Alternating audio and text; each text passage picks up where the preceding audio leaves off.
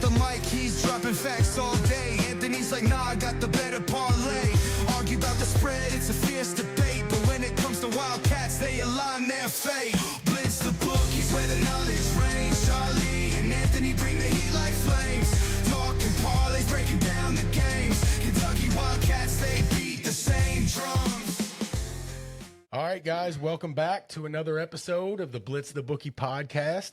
I'm Charlie Winkle, and if you listened to last week's episode, you know that Anthony was down in Mexico trying to become a real-life cowboy.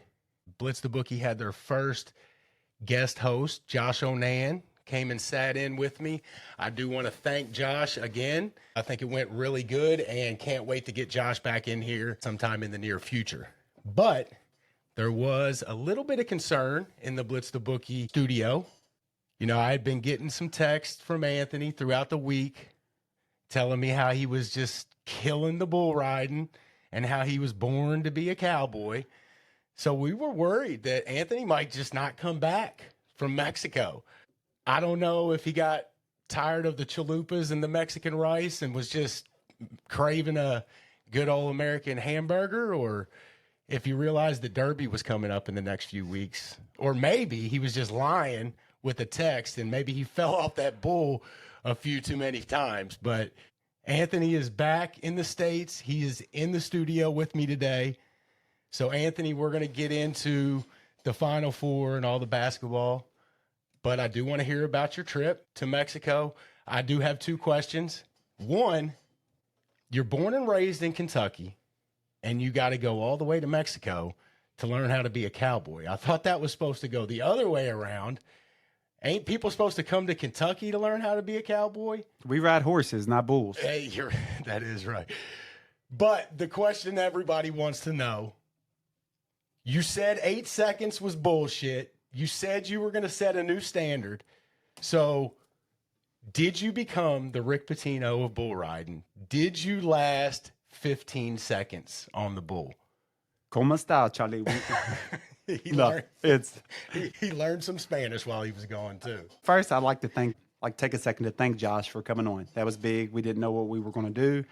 Charlie was able to get Josh to come on. I listened to it. Josh, thought you did a great job, man.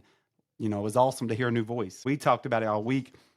People, when they listen to podcasts or radio, there's just different personalities they like. So I think it's good to have different personalities on. But thank you for coming on and helping Charlie out with that while I was trying to become a bull rider. And yeah, we had a really good time, Charlie. First time I've been out of the country. We go to the beach every year, but we go to Panama City, and I'm not talking South America. We go to Panama City, Florida, but my daughter was graduating, so we did a trip to Mexico for spring break. So we get down there. Weather's beautiful. You know, I'm a little leery of going out of the country because I've heard stories or whatever, but they're kind of over-exaggerated as far as Cancun goes. But get down there, and they're having these bull riding things every night at this steakhouse they had at the resort. The steakhouse was called Wayne's Boots. We went down there to eat. There was about 12 guys that was lined up to go on the bull. I'll be honest with you, Charlie. I know you joke about me going down there to learn bull riding, but I was kind of intimidated to get up there. A lot of young guys. I'm 43. A lot of guys that were like 24, 25. A couple college football players were up there. I felt like I was going to get embarrassed a little bit. Too old for this stuff. You know, the coach in me, I was watching them. I was kind of analyzing what they were doing, and I felt like they were just going up there like a bunch of wild asses and riding them, which, I mean, they were trying. I was second last to go, and nobody had lasted. Nobody lasted the night before, the night before. So what was they going? 2 seconds? 3 seconds? seconds? I mean, there wasn't no seconds, but I didn't even know what the end looked like because nobody had lasted, honest to God. I mean, it was the craziest. Dude, I just knew. And I'd rode one of these at Coyotes back in the day, you know, when there was 3 bars there. It was O'Malley's, Coyotes, and another one. And I was dog drunk that night. And you need your senses. You definitely need your senses. You know you do. It's not something you want to do while you're drinking. I think that's one thing that I hadn't drank a lot, probably in like 3 or 4 hours. I took a shower. I took like a nap before we ate dinner. So I thought prepared. It helped me. But I got up there. I had comfortable clothes on. I knew I might be bull riding, so I had like some just Under Armour, real thin shorts, like running shorts, and a dry fit shirt. You know, it was vacation. We were just very laid back that night. And I got up on the bull, and I knew I've always thought I do floors for a living. I get up and down a lot. I get my legs wrapped around him. That was the first key. I want to get my legs wrapped around the bull and locked in. And I'd always watch them bull riders on TV, and they lean back. I knew to keep my core good and just have my senses. And, dude, I went 30 seconds. He did a count. Like, I just kept going. He did like a 10-second countdown. So and you did go 15 seconds. Dude, I went like 30 seconds. Charlie. Damn. Dude, I felt like I was young and I just won something. Because nobody else did it for like 3 nights. Dude, everybody was cheering. It was the coolest. It's harder than it looks. I'll say that. It's harder because that bull's going different ways. Dude, I felt like, Bud off Urban Cowboy. You ever seen that movie? So you already got a standing ovation and everything? Dude, I did. I did. It was I got off and I was dizzy. I was dizzy when I got off. I couldn't see straight. And then I thought I had a championship steak waiting on me because our food came out at that point. The food wasn't that good on the resort. It was one of them all-inclusives, and it was average at best. I thought, man, I'm going to go over here and eat my championship steak. And then the steak had about 50% fat on it. So, well, Josh said there's somebody that's controlling that bull. Yeah. Was there somebody? Yeah, well, kind of. Yeah, there is. There is somebody kind of controlling. So he said there's a place downtown Louisville here that has a PBR. I guess it's like a true simulation. I think they're all kind of like, I've seen them too. All? Yeah, like because there's a stick, so they can get as crazy as they want to get. And you're in Mexico, so I think they don't do these a lot because you probably have to sign a lot of waivers. In Mexico, you don't got to sign nothing. Oh, You're not suing nobody, so it's you're not signing nothing. We had a great time. The weather was great. I will say this, compared to Panama City, it was gorgeous. It was prettier. The ocean, you're right there on the Caribbean. You're probably about 50 miles from Cuba. It's beautiful. I would not get in the ocean. The waves are way too violent. I didn't go, to your knees. Come on. Dude, Charlie, it wasn't going to Florida. I like the good waves. Yeah, but you die. Like you can't go out in that kind of waves, Charlie. You can't. I mean, you die. They couldn't have been that big. Yeah, they were big. The wind was blowing probably 30 miles an hour every day. 20. They say it's like all the time down there. Was there anybody in the water? To the knees, man. Nobody went far out. Nobody. Even so there was a beach access to like the locals. You could see from the top of our resort. They didn't go out. The surfers did. If they had a surfboard, they would go out. There was big waves like that? Yeah, it was. Yeah, it was. I go to Florida. We've been to Clearwater a handful of times. Went over to Atlantic. I went to Dominican Republic. They weren't like that. No, yeah, not at all. Well, the wind. Actually, it was really calm in the Dominican Republic. There was barely any waves. Yeah, maybe it's the part of the ocean they're on, or it was super windy. It was in Hawaii or some shit. It was super windy. Matter of fact, there was a part where the resort opened up. The bottom of the resort opened up to the back area where the pool was and the ocean was, and it was like it was a huge area, but it was like a wind tunnel. All that wind coming off the ocean. So the food. That was probably my biggest complaint, and they had all these fancy-looking restaurants there, and it was just all average. It was probably because it was all-inclusive. You had to go get you a real chalupa somewhere. We got off property. We said we weren't going to do it. I talked to some people. They said, as long as you stay on that Cancun Strip and you don't go across the bridges. Once I did it, I would agree with that statement. As long as you stay on that strip, the federales are everywhere. But we went out to a really nice dinner. The food was awesome. So it wasn't a Mexico thing. It was an all-inclusive thing. They probably just buy cheap food, I guess. I don't know. But it looks nice. It looks nice. The restaurants look nice. It's just the quality.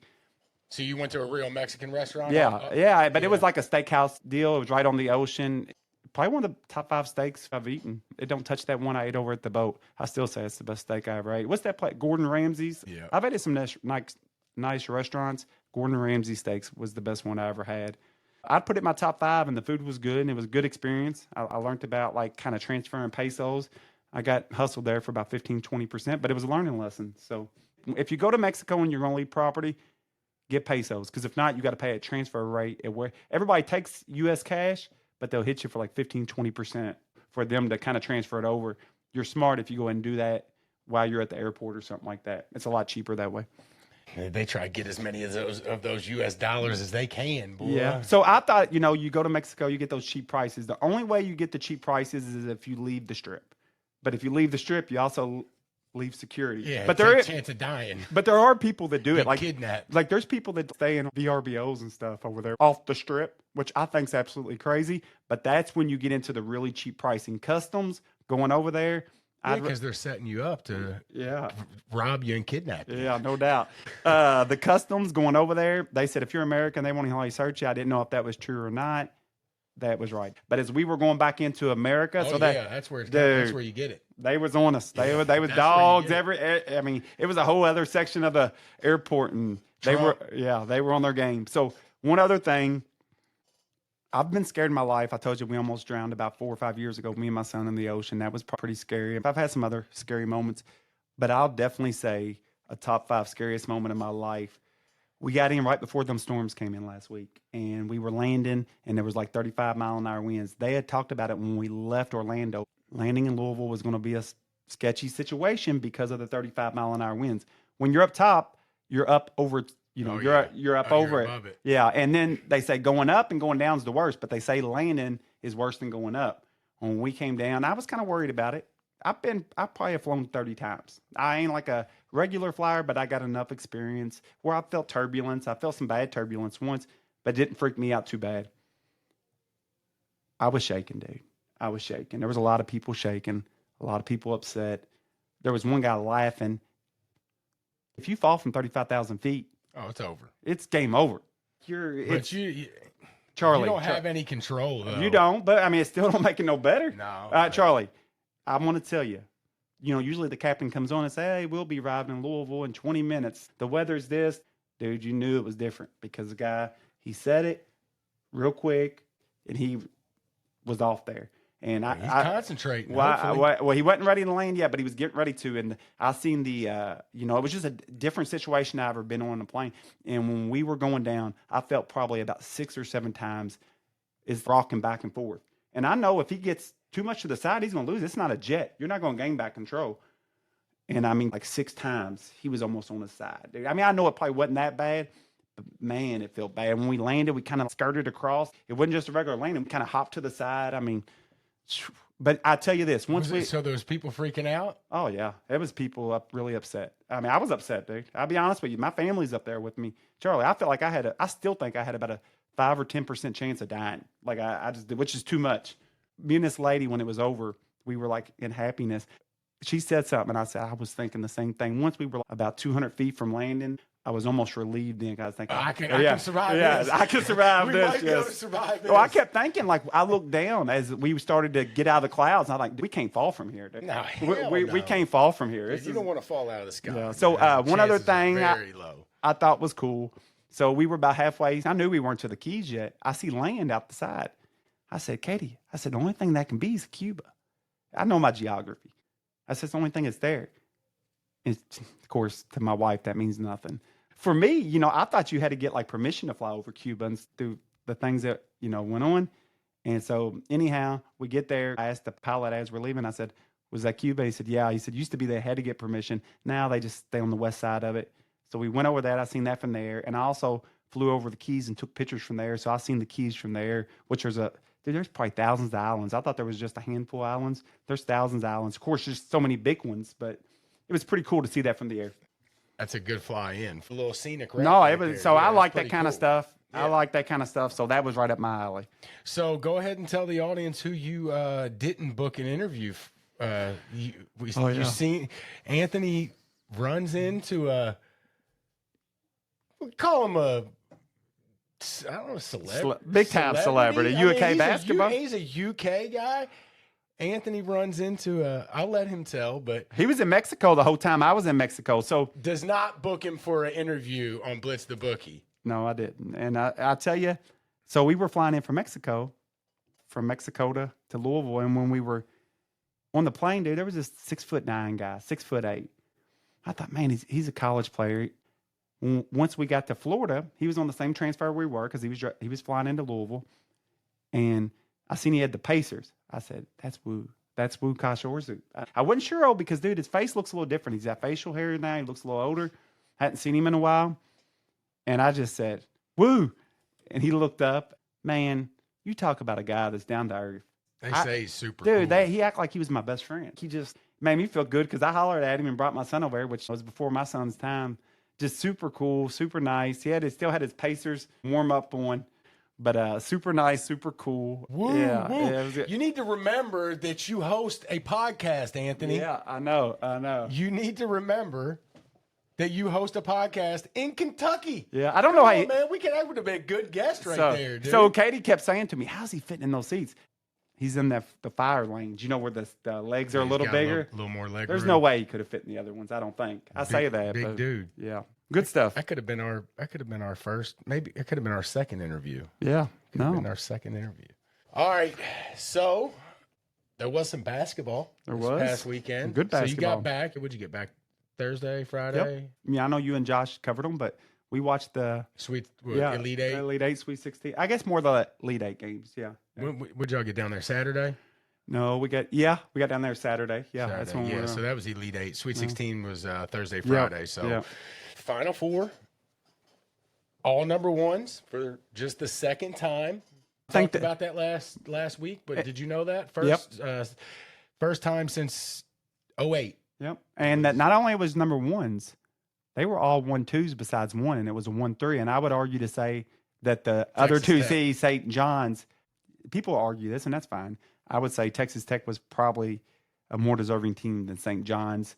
Looking back at it, and I say that might not be true, but I'm just saying, the team that wasn't there as a 2 seed was probably the right team if you were to guess. If I was, anyways, to guess one. So it wasn't just the 1 seed. I think everybody's talking about that, and we had that in 2008. But it was all 1-2s, and then there was 1-3. I thought the best 4 teams were in the Final Four. Yeah, we're in agreement there. Yeah. The best 4 teams were in the Final Four. I think so. I really do. I mean, listen, so we don't – y'all hear us. Me and Charlie argue all the time, and we argue when we're not on here. We like sports. That's why we do it. I don't want a yes, sir, friend. I just don't want it. I want people to tell me the truth, and I want to argue if I don't agree, but we do agree with that, right, Charlie? The best 4 teams were there? That's what I think. I think so, too. I think all 4 of them had a legit shot to win it all. I agree with that. And we are actually going to do – we're not right now, but we're going to, after we recap the games, like we did in college football this year, Charlie, we're going to do a post-season top 10, not of where they finished, because at that point it wouldn't – you would just write that down, but where we think top to bottom the best teams were after watching the tournament and the season, re-ranking them. Well, if there was a tournament tomorrow. I'll just tell you, Kentucky, we beat the national champions. That's right. I mean, we're 1-0 this year against the national champs. So I'd say Kentucky's number 1. They're in my top 10. They're number 1, man. We beat the national champs. All right, so first game of the Final Four was Florida and Auburn. Close game, 79-73 ended up final score. Florida pulled it out. That was a hell of a game. That was a hell of a game. I mean, Florida pulled away like a few points there at the end. I know Auburn had a 10-point lead for about 5 to 10 minutes of the game. But, look, that was a heck of a game. I think the better team won. I bet Florida that night. I probably was pulling a little bit more for Auburn because I had a future that I was still hoping for, but they would have had to win one more game, which I could have hedged. But I did like Florida minus the 2.5 points in that game. I didn't love them because I did think Auburn was going to – I thought Auburn had a pretty good chance of beating them just because I thought they were hungry. I think they got Auburn's A game, though. I really do. I liked Auburn. I like Bruce Pearl. I like the Bloom kid, the real good kid for Auburn. I love him. He's crafty. He's not a freak athlete. Like our boy, he fatigues. Did you pay attention to that? And he's a great player, but he fatigues. He don't have the stamina of some of the other guys. He's an old man. Yeah. I think if he did have the stamina, they probably would have won the game. But that was his Achilles heel, I feel like. And he still was a damn good player. Your stamina started going down, too, when you turned 32, didn't it? It did. Dude's like 33 years old. He's been in college for about 14 years. He's still getting COVID years and most craftiest transfer years. Craftiest player in college basketball, man. That guy's crafty. You know, he ain't no freak athlete, but he's got all kinds of little moves down there, and he's got a good touch. Well, the best player in that game was Walter Claytons. No doubt. 34 points, 11 for 18 from the field, 5 for 8 from 3. It was his second consecutive 30-point game. First player to have 2 30-plus point games that late in the tournament since Larry Bird. Yep. So you hear me talk all the time about NIL and budgets, and you got to spend your money well. Some of these teams spend all kinds of money, and some of them don't win. Some of them do win. It seems like teams that are winning are spending money, but Florida did not have – I mean, they have a good NIL budget, but it wasn't crazy. But they hit the NIL lottery when they got Walter Clayton. He was a good transfer, but I don't think he was a huge transfer. In my opinion, he might have been the best college player. I don't think he's the best player. I think Cooper Flagg's the best player. He was in the tournament. Yeah. Clayton, though, might be the best college player. I like Clayton a lot. And I like Bloom, and I think Cooper Flagg is the best player. But I think Clayton maybe is the best college player. Does that make sense what I'm saying? Yeah, there's a difference between There is. a guy like a Cooper Flagg that we know is going to go to the NBA and just a really good college basketball player. And he's a freshman. And by the time, if you gave him, it'd be scary to see a Cooper Flagg with 4 or 5 years of college. That'd be scary because the kid, he's legit. He's legit, especially for a freshman. He's legit. You were telling me reclassified, right, Charlie? Yeah, he's still supposed to be in high school right now. Him and the African kid. So Would he reclassify too? He just turned 18 years old. Like, so our mutual friend Barry's kid, Levi, told me he just turned 18. He still got baby fat on his face. That kid's 7'2". He might be the next Shaquille O'Neal. He's got the frame. Way. Dude, he's got the frame, Charlie. No way. Charlie, I'm not saying he's there yet. He's not there yet. He is so raw. But he has the frame, and he's athletic to be that big. Most of those big guys ain't athletic like that. But he's got the big shoulders, the big arm. He's got like a 9-foot-something reach. His arms are like tentacles, and he's got the big shoulders. Some of those guys don't have the frame to put on that kind of weight. He's got that kind of frame. I can't wait to see the next Shaq, but Dude, I don't think I didn't even think we'll ever see another one. But I'm just telling you, he don't seem that big to me. he's 7'2" with like a I 9 know foot. he's tall as hell, but he don't seem. But like, it's just look at him. You can see the baby fat. He's a monster of a man and is athletic. When Shaq first got to LSU, he was kind of lean. oh, he wasn't nowhere Yeah. near what he ended up being. He was kind of lean, but you was- could still tell Yeah. he wasn't skinny by any means. Well, I tell you this. You could tell he was going to be a big guy. Oh, you can tell this guy's reach is unbelievable. I told everybody all year, even if he didn't block your shots, sometimes he didn't get the block, but you knew he was there. You seen guys shooting the ball higher up off the rim, and you can tell how raw he is. He just don't even really know the game yet. I ain't never seen him dribble. Maybe he has. All I he don't does know. is catch alley-oops He's just and dunk learning. on people. You ever seen the air up there? I know. I just need to The see Jimmy more of Dolan his shake game, and dude. bake. That's who I feel like I feel like this is the next. What was that guy's name in that movie? The Jimmy Dolan shake and bake. He went to Africa. I always thought that movie was based off of Keem, but he went to Africa and found the guy in the tribe. Seen videos of him and went there and recruited him. You remember that movie? Oh, I remember the Yeah. movie. I don't remember the names. Yeah. I'd like to watch that one again. It's been a long time since I've seen that one. That kid's going to be something to watch him develop because I know an athlete when I see one. I know somebody that has like just a crazy athletic ability and frame. That kid's got it. So Florida, it was the Walter Clayton show. It was. He's good. He took over. He's good. The other kid for Florida, the Houck, the big white boy, With the mullet, dude, he's I pretty. can't stand him, but he is good. He's so effective. He's dude. effective. He only had 12 and 7.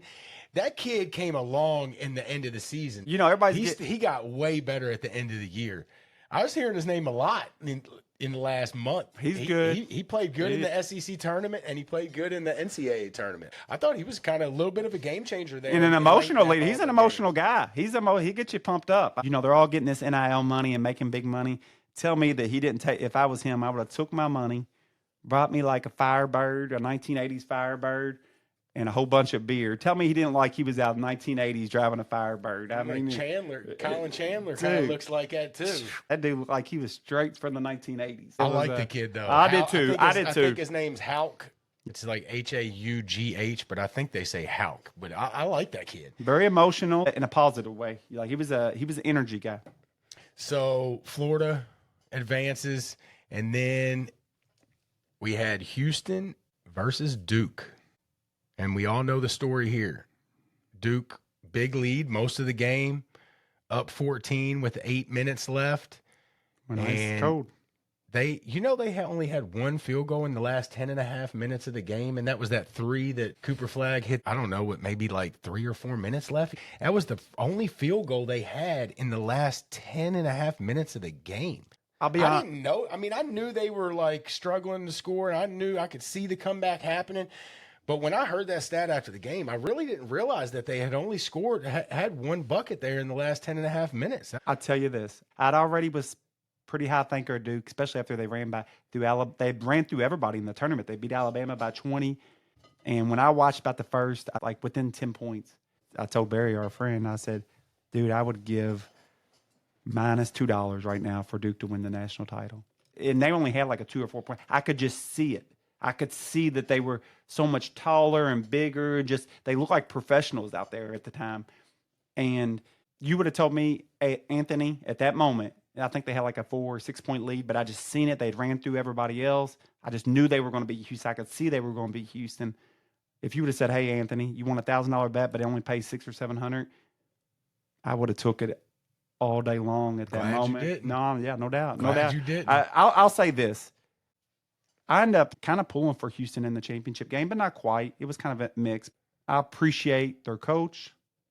I like his defensive style. You know, I'm old school. I like Hillman Pro. I like them old school in your.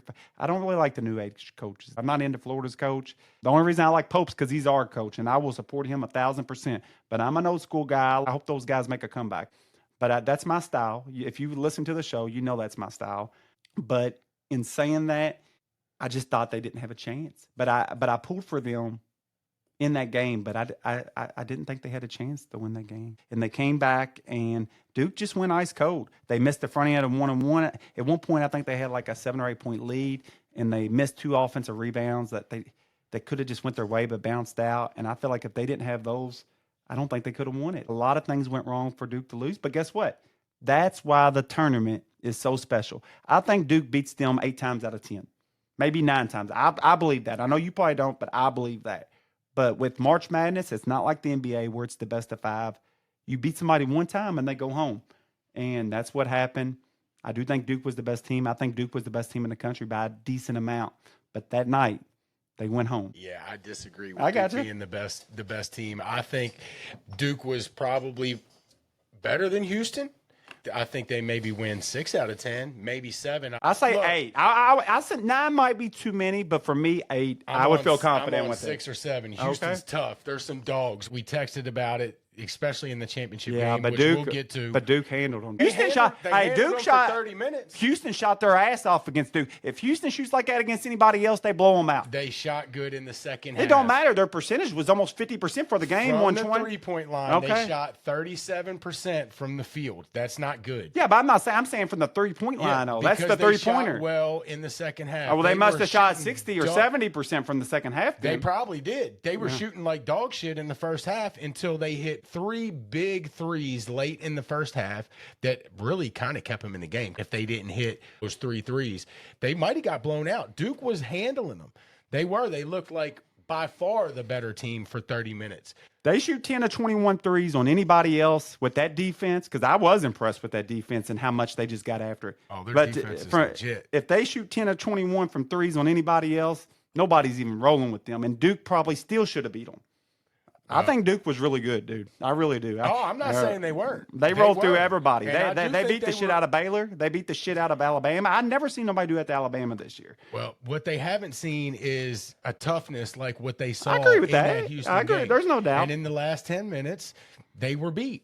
They won a game for 30 minutes, but they lost the last 10. They got beat. And they got beat. They got beat. It was a collapse by Duke.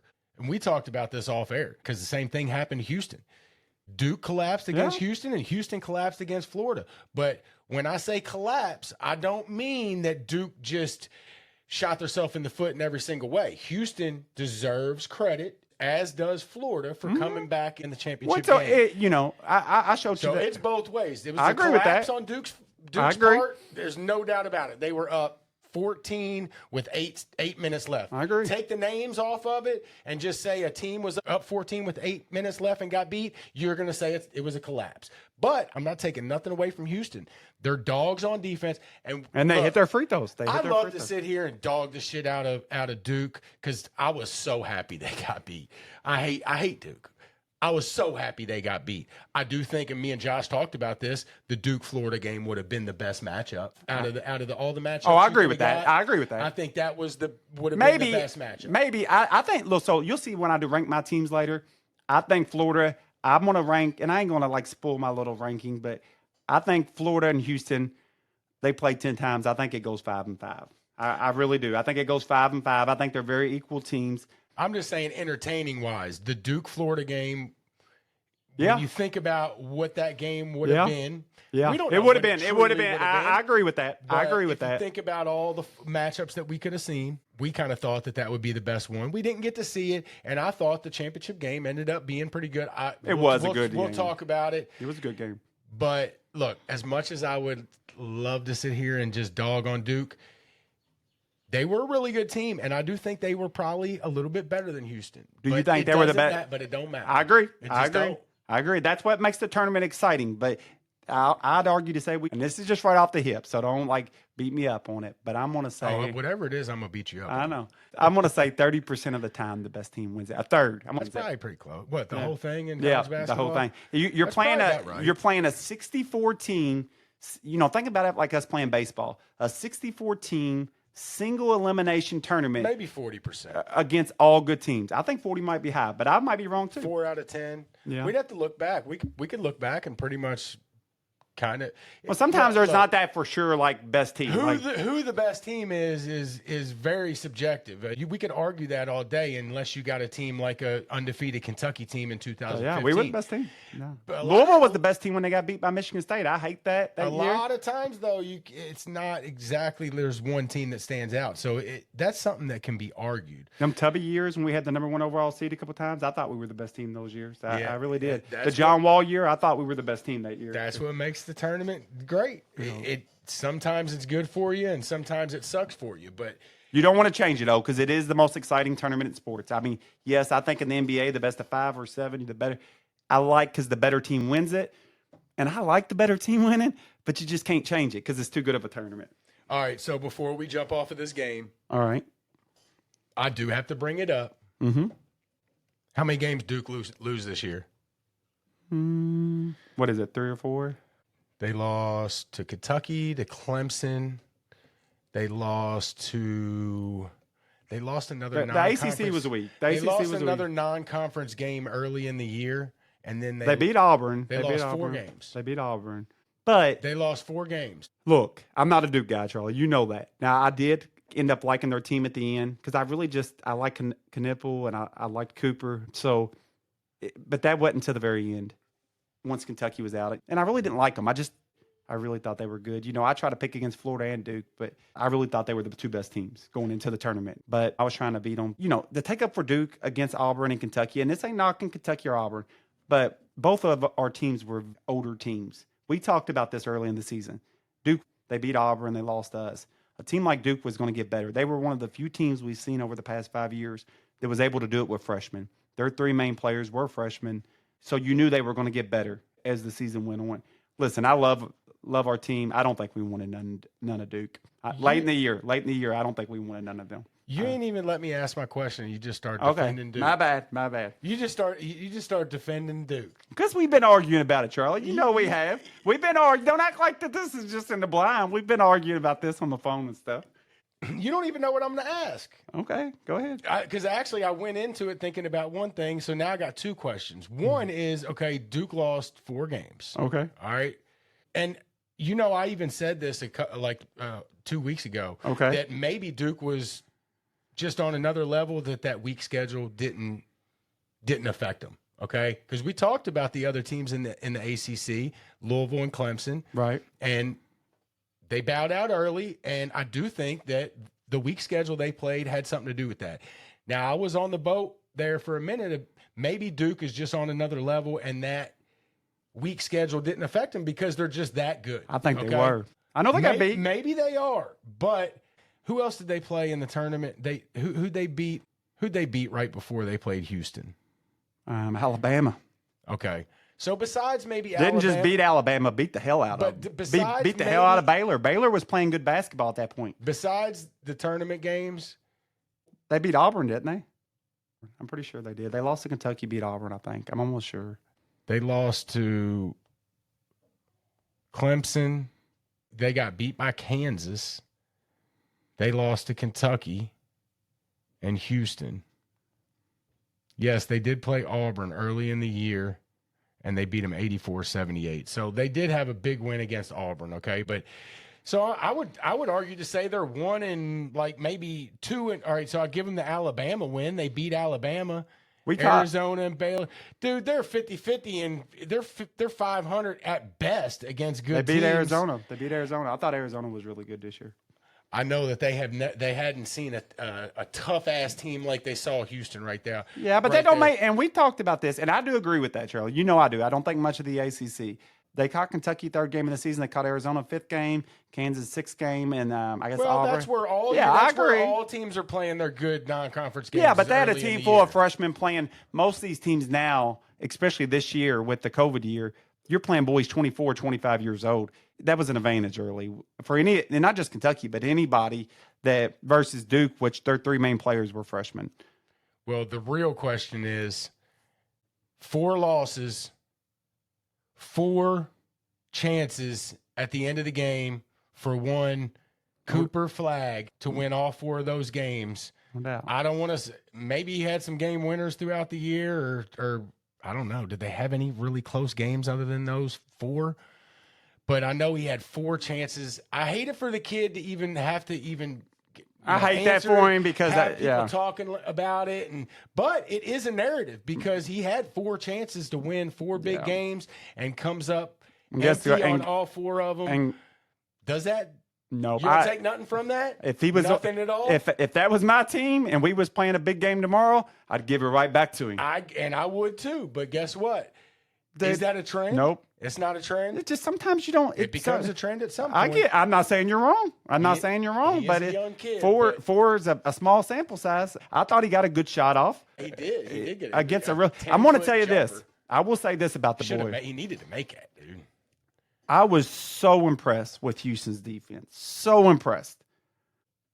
I seen him take Clayton out of the game early and frustrate him. And even though he ended up with 11, I still didn't think he did nothing special. He got a couple things going late, which his team needed, so it was timely. But they made him look bad at times in that game. I never seen Houston able to do that to Cooper Flag. I felt like he broke those. Dude, Cooper Flag's the truth. Cooper Flag's on another level. Dude, he's the truth. He's the truth. He's the best player in college basketball. He might be the best player I've seen in a long time. Because you're the best player does not make you.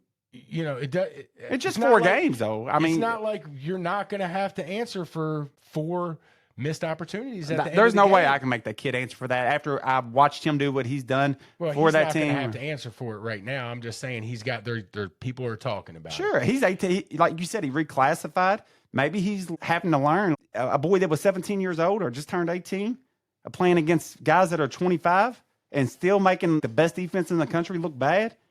Give me him all day long. He'll get better at that. He'll realize what he got to do in those situations.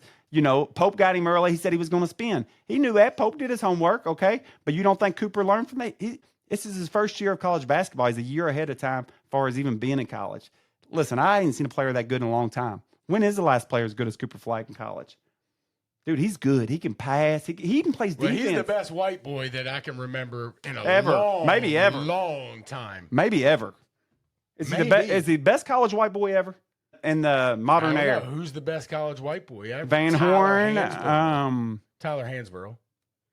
Van Horn was pretty good. Even though you don't want to admit it, I mean, numbers-wise and shit, Tyler Hansborough just killed it for like 3 or 4 years. But Big Country, Kansas. No, I'm joking. Good. Who else? Wally. Who else? Wally was good. Wally was good. Wally was not as athletic as Cooper Flag. Wally was really good. Grayson Allen was pretty good. Grayson Allen ain't nowhere near. We're talking white boys here. There's only so many of us. Yeah, but we can name a bunch of white boys from Duke. That he ain't. Nah.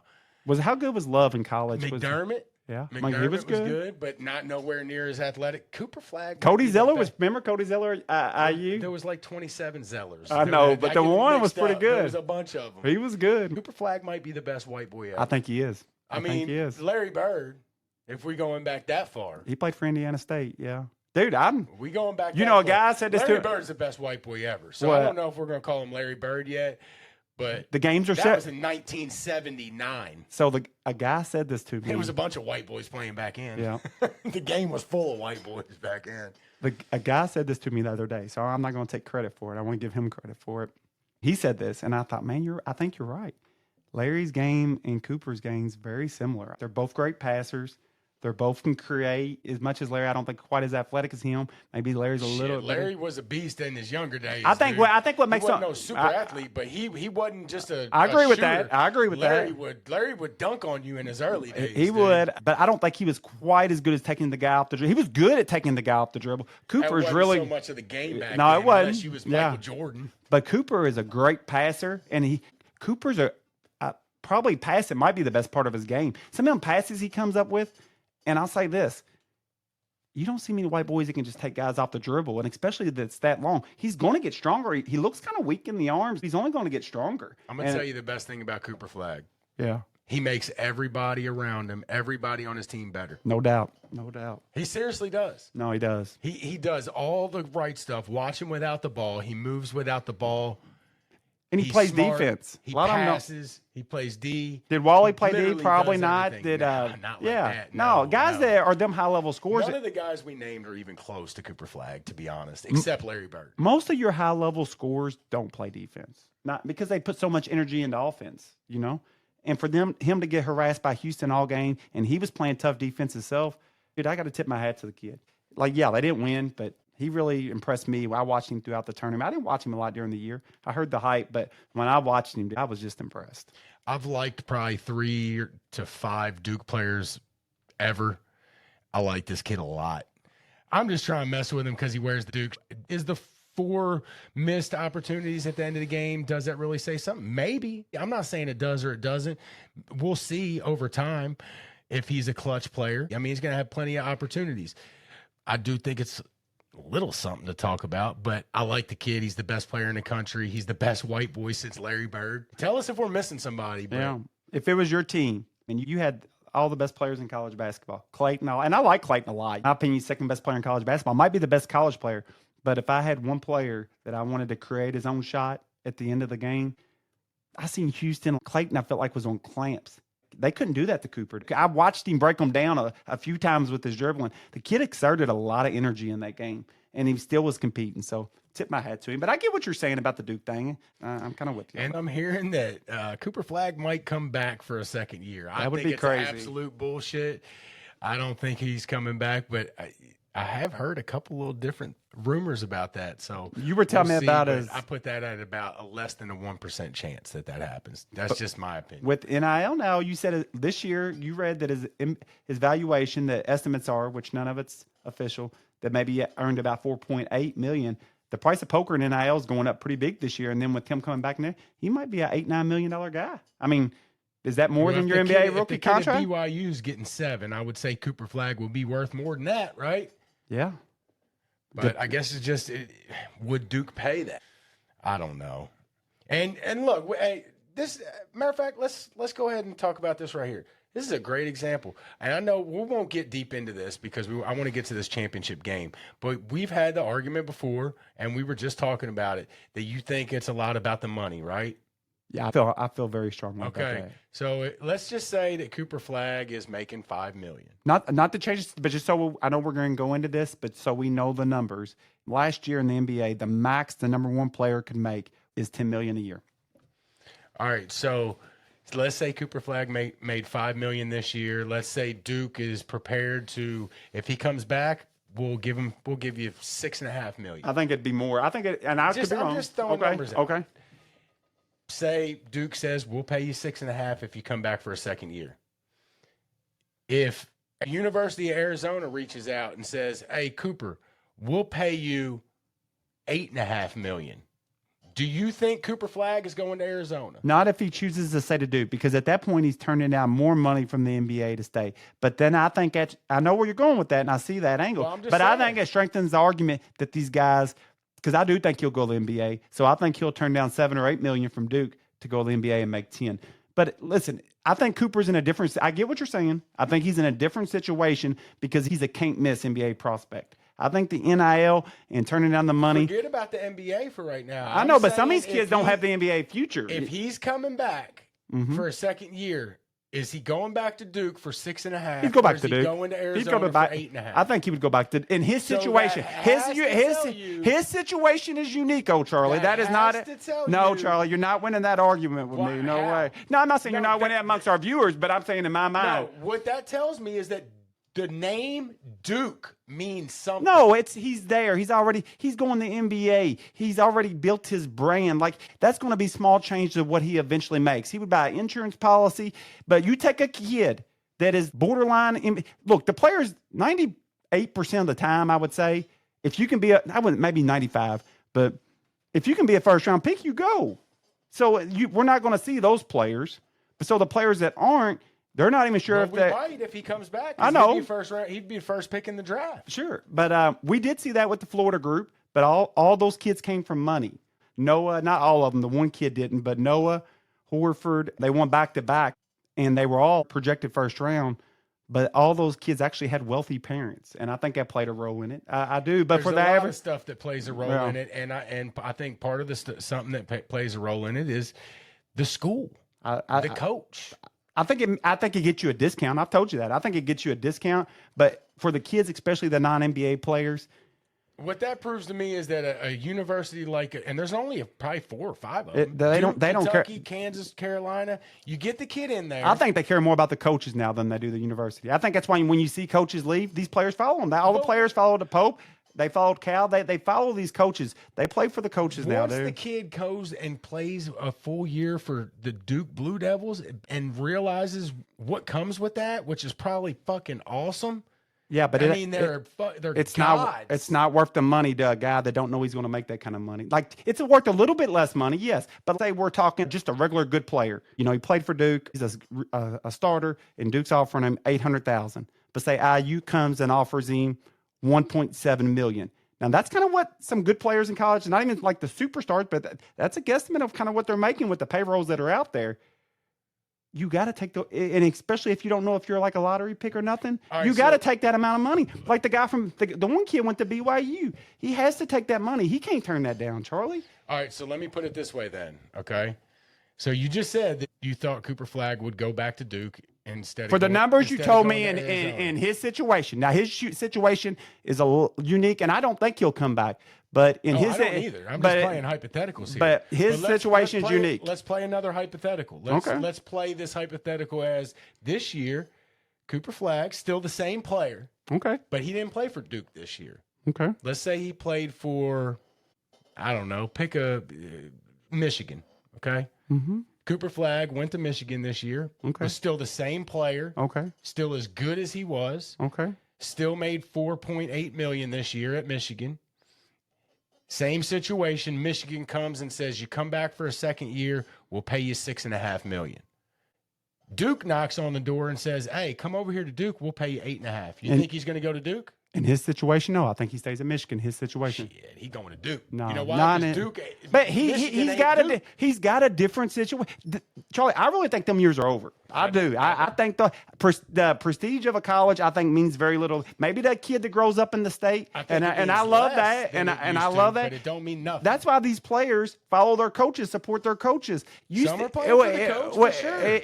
Most of them are, Charlie. Or the I money, get they that. play money before the coach, and then it's the coach before the university. But he's a bad example because he's played already worth millions before he got to Duke, okay? But your average player, more than your average, your top 99% or 98%, that's not them. So say Knipple then. All right. Okay. You think Knipple's going to go somewhere else for an extra million, or he's going to stay at Duke? But Knipple was a top 10 recruit. Knipple might go NBA. He might be, I don't know where he is. He might be an NBA lottery pick. I don't know. I'm not going to argue that the money don't mean a lot to these kids because it does. I'm not dumb enough to think that it don't. I think it means But more to the kids that aren't NBA prospects. I actually think the NBA prospects, it means less to them than it does the kids that know that, man, this is my chance to make some money. I actually read something. This was about a year or two ago, and I'm not saying it was right or wrong. I do know that Cal's team, that last year we had a lot of big names. They said that he put that team together for $2 million. Now look, we're not going to the Cal argument, okay? It ain't about that. But I guess they gave him essentially the Cal discount. But those kids were NBA prospects, and Cal got them to the NBA. And I'd read something. This has nothing to do with Cal, but they say that the NBA prospects, they don't chase the money quite as much because the idea of they're going to the NBA and they want a coach that's going to develop them to go to the NBA. But you take a player that's just a good college player and is not projected as a big NBA pick, I think they chase the money more because that's their opportunity to get life-changing money. And it's getting up to that point where it's life-changing money. It just is. Like OA, we're going to talk about this in a little bit, but OA might be getting $2 or $3 million at UK next year. Is he really an NBA prospect? I don't know. Look, it's probably not a big one. I get that the money is a big deal these days because they're all getting paid, and as it should be.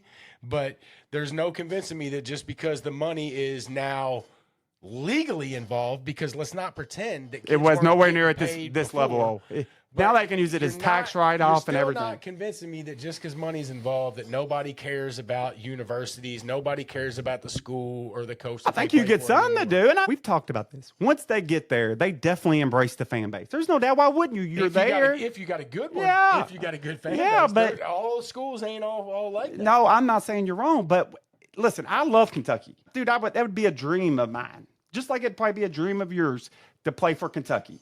Okay, you know, Cal's my guy.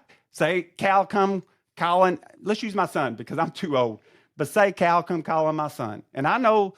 We have done heard it. You've already said I send Rex to U of L I would. for an extra $20,000. Not one. No, I wouldn't. No, I wouldn't. But say like, it's all okay, about the but say, money. okay, say Rex is just like a top 100 player coming out of high school, a good player, but a lot of those guys don't go to the NBA. And say Kentucky came to him and said, "Hey Rex, for next year we'll give you $400K," and Louisville says, "We'll pay you $1 million." I would tell Rex he's a dumbass to go to Kentucky. That is life-changing money. And I don't care how much you like something. But I'm going to tell you. that is happening does not mean that there's not kids that are still going to schools because of the schools. I don't care. Well, let me tell you this: the schools, not getting paid $2 million. them schools and fans will kick you to the curb quick as soon as you don't do something they don't like, or you do this or that. That's what I'm just saying though. That's why I would tell and I think kids realize that now. You used to hear Dick Vitale and all them Guess what guys. happens when you're getting paid $2 million and you go there and don't produce? Yeah, but you made $2 Pressure's million. even more. It ain't no pressure. I made $2 million. When them guys like Dick Vitale, when we were growing up, they used to get on there and they say, "Stay in school, babe." I used to be early on. I said, "You're an idiot if you stay in school." This was early. This was in the Tim Duncan years and stuff. You're an idiot for staying. That changes generations' money. Family, money changes generations of your family. You can't take that chance. I remember Felipe Lopez. There's been some other names. Did come back. I'm sure they got paid a little something, but they cost themselves. And guess what? Maybe some people earn more. But I can't risk that because I'm not wealthy yet. There's plenty of scenarios on both sides. I've heard Shannon Sharp tell the story about Sterling Sharp, his older brother. I've heard that story. And I think it was his college coach was telling him that he needed to leave after, I don't know, I guess his junior year. Sure. You need to go. You're going to be the first or second round pick. And Sterling Sharp said, "Dude, I've been poor my whole life. What's one more year?" Yeah, baby. And he stayed, and then he, well, if he was a projected first round pick, now look, it worked out for Shannon. And I'm happy because I'm happy for anybody. I think it was actually Sterling Sharp, but regardless, I'm sure. But that's what everybody used to say back then, and I think it was wrong information. I think if you are a first round pick, that is wrong. And if you come from an average family, especially a poor family, but if you just an average family, a middle class family that's everybody in the family tree has worked a blue collar job or something, and their families are they're making it, but they're barely making it, like a lot of people. And you have a chance to go make $5-10 million. 1 year makes more than I'm going to make in my lifetime. Yeah, but like you said, he's been poor his whole life. What's one more year? They'll be all right. My family will be all right. He listened. Okay, but why risk it? Why risk it? Obviously, maybe I'm taking the for sure thing. I don't know, because he wanted to stay and finish out his college year. That was whatever the reason. It worked was. out for him.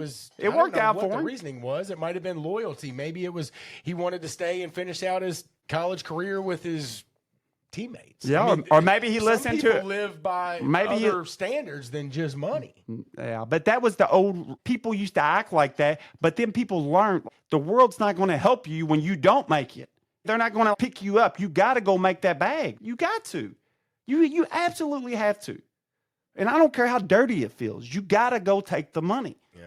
Well, there's always the argument, you got to do it this year. You got to take it when you can get it. Well, the chances are you're not going to freaking die by next year. You're not. No, but you could fall. You could get hurt. Guess what? You've been doing whatever it is that you've been doing for however many years, and everything's been fine. And now you're just like, and here in the next, if I go one more year, then I might just get hit by a bus. I might break my knee. Yeah, you could have broke your knee 3 years ago. Okay, but let me use this example. Let me use two examples. I've used this example. I know the DeJuan Wagner and No, it's not it. No. There's probably a lot of cases like that. No, I actually just lost my train of thought when you said that. No, but DeJuan Wagner. That is not what I was thinking. No, that is not. But that's a great example. That is. It was great that Cal convinced that kid to go to the NBA because it was the opposite. He did get injured or got sick or something happened, right? And that contract that he got because he left, that was one of them scenarios where if he would have stayed, he wouldn't have got that contract. Listen, but that doesn't happen every time. I don't blame the kids when they sit out the bowl games, Charlie. I don't blame them. I hate it. I hate that it's there for them because it hurts the game that I love, which is college football. But I hate it. I hate it too. Because, I hate NIL too. I get it, but just like I just said, you've been playing football your whole life.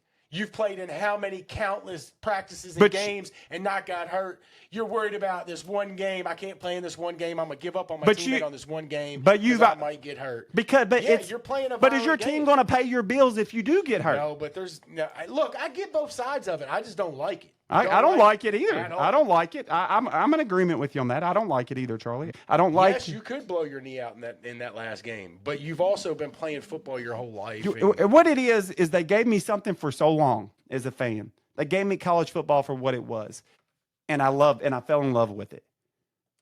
But then the rules change, and guess what? I'm not against the players making money because the universities were becoming the fat cats before.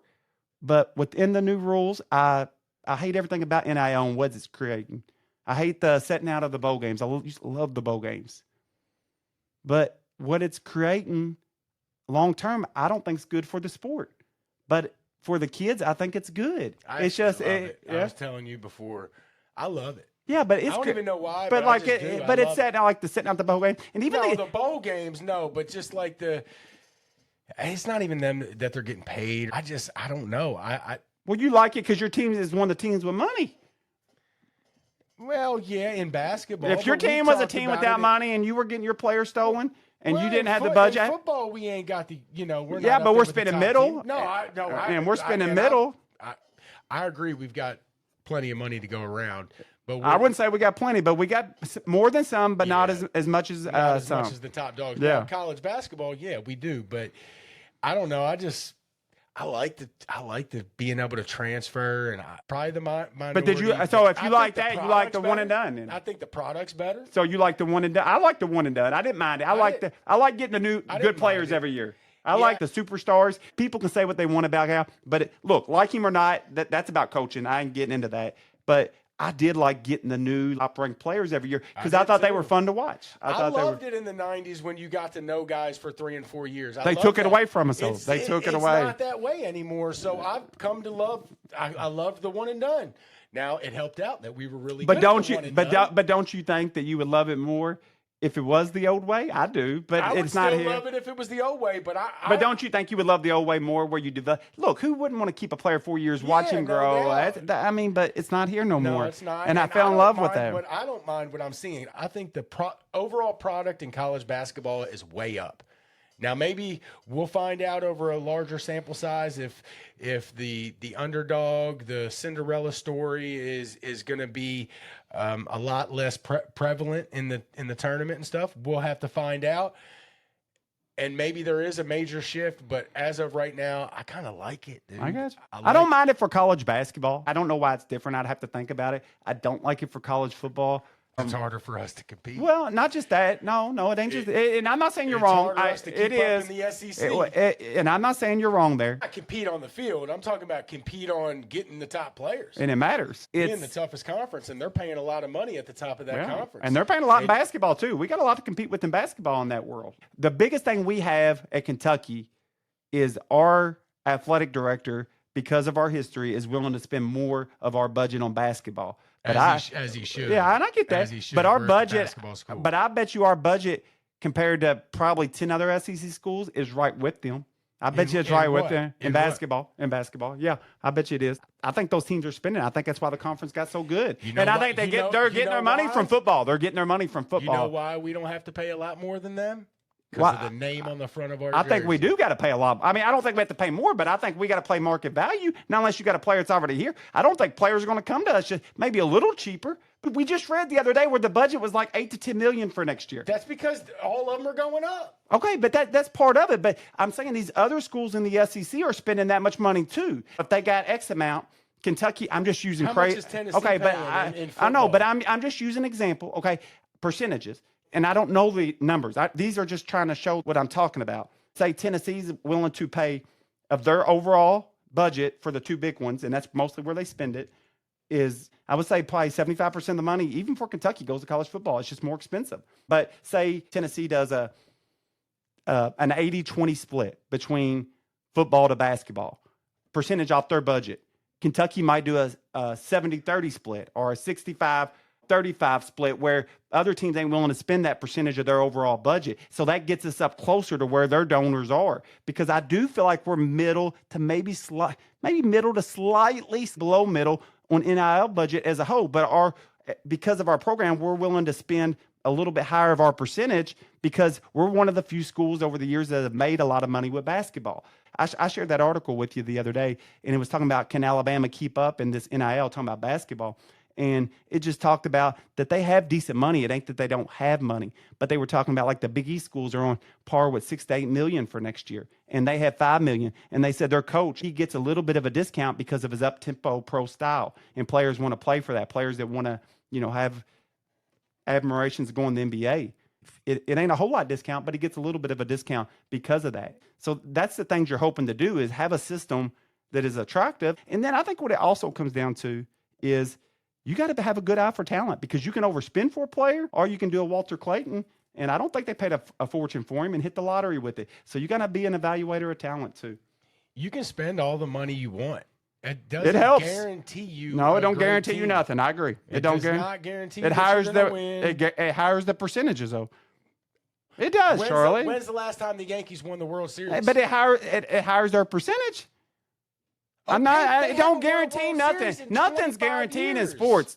Nothing's guaranteed in spend all the sports. money you want. Just because you're spending does not mean you're going to Well, win. if you go to horse racing. You just said Florida wasn't go one of the highest spenders. to horse racing. If you gave me We're a not choice, talking about horse I know, but it's the racing. same concept. You let me have a $1 million baby versus a $300,000 baby. I'm going to take that $1 million. There's no guarantees. We see it all the time. There's cheap horses to win. But if you're going to give me from the beginning when nobody knows nothing about it, I'm going to take the best ones. Anybody will. That's fine, but It don't guarantee nothing. No, don't guarantee you nothing. no, but it does raise your percentages. The article that you sent had a really good line in it. And it said, it's more important to spend your money wisely I agree with than that. spend a shitload of money. But you That can same spend it article wisely. You was just talking You about. can spend wisely all you, and I do think that's one of the keys. I just said it. Yes, it don't guarantee nothing. Who we say, Rutgers? Yeah. Oh, they spent fucking. There's a lot of examples How the many other way. million dollars Okay, did look they at spend this the year? finals in football. The two biggest spenders in the game, they were in the finals. Notre Dame and Ohio State. The reason the Big Ten's competing in college football, the top of the Big Ten, is because they're spending money. The reason IU was good this year, Football's a little different, I think. the reason IU was good this year was because they spent money. They went out and bought them a team. I don't know any of the numbers, but I can. You just told me Florida wasn't a top spender, and I can almost guarantee Houston they wasn't were a top good spender. They were a good spender, and actually Houston's spending a decent amount of money. I'm not saying they're not spending money. Everybody's spending money. Yeah, but there's different levels of spending money. Like Tennessee's throwing money at everything. A&M, Texas, Tennessee Ohio never made a State. fucking Final Four ever. Yeah. So they can spend all the Sure. fuck they want. But, they don't bow out in the Elite Eight every year. Yeah, but ever since they start spending money in NIL, their football program has came back up, and they had been down for some years. And you seen Football's a look, little you different, seen dude. Nick Saban run. I love Nick Saban, but he got out because he knew that. You see Kirby complain. You know why he's complaining? I love Kirby, and I think he's the best coach in college football because he knows he don't have Ohio State money. He knows he don't have Oregon's money. And you know what? There's a piece of me that thinks y'all liked it when y'all were on top, but I like them guys too much to think like that. But when Nick Saban was getting all the top guys because their guys were willing to bend the rules and do it under the table, that's the only argument that I would say against them. But I say a lot of arguments for them because I like those guys. How I think far they're Kirby get this year? He got Pretty fucking far. Yeah, but he's spending money.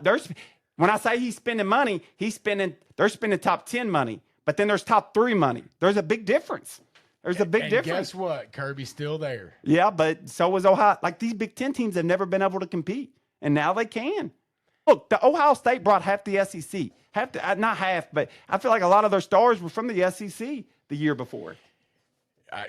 And they were from the South. You better spend it wisely, not just throw it around. Depends how much you got. Depends how much you got. Because if you got too much, you can throw it around and still hit some targets. Or you could throw too much at one or two players, like you BYU's probably going to do. Especially if you're on a budget. Have a roster. And especially if you're on a budget. They're going to be playing with some managers. They done gave that kid $7 million. Who else they going to be able to pay? How big is their budget? Well, look, how much do you think Manning made this year at Texas? He's a freaking backup. Or Nussmeier the year before at Daniels. Them schools had big money to be able to pay their backup quarterback to stay. Because if I was a backup quarterback, I probably wouldn't stay. But if you're going to pay me a lot of money and I don't get a chance to get exposed yet, I think the Mannings were genius because he hadn't had a play yet. They're playing the long game.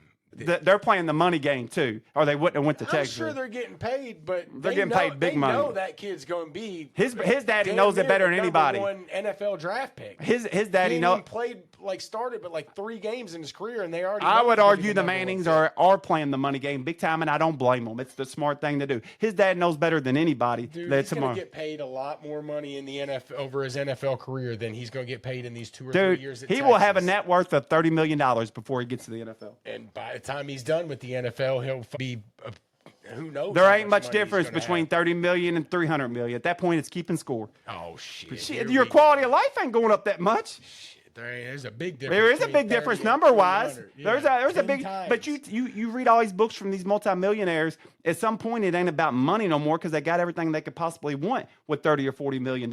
Then it becomes about accomplishments and legacy and stuff like that.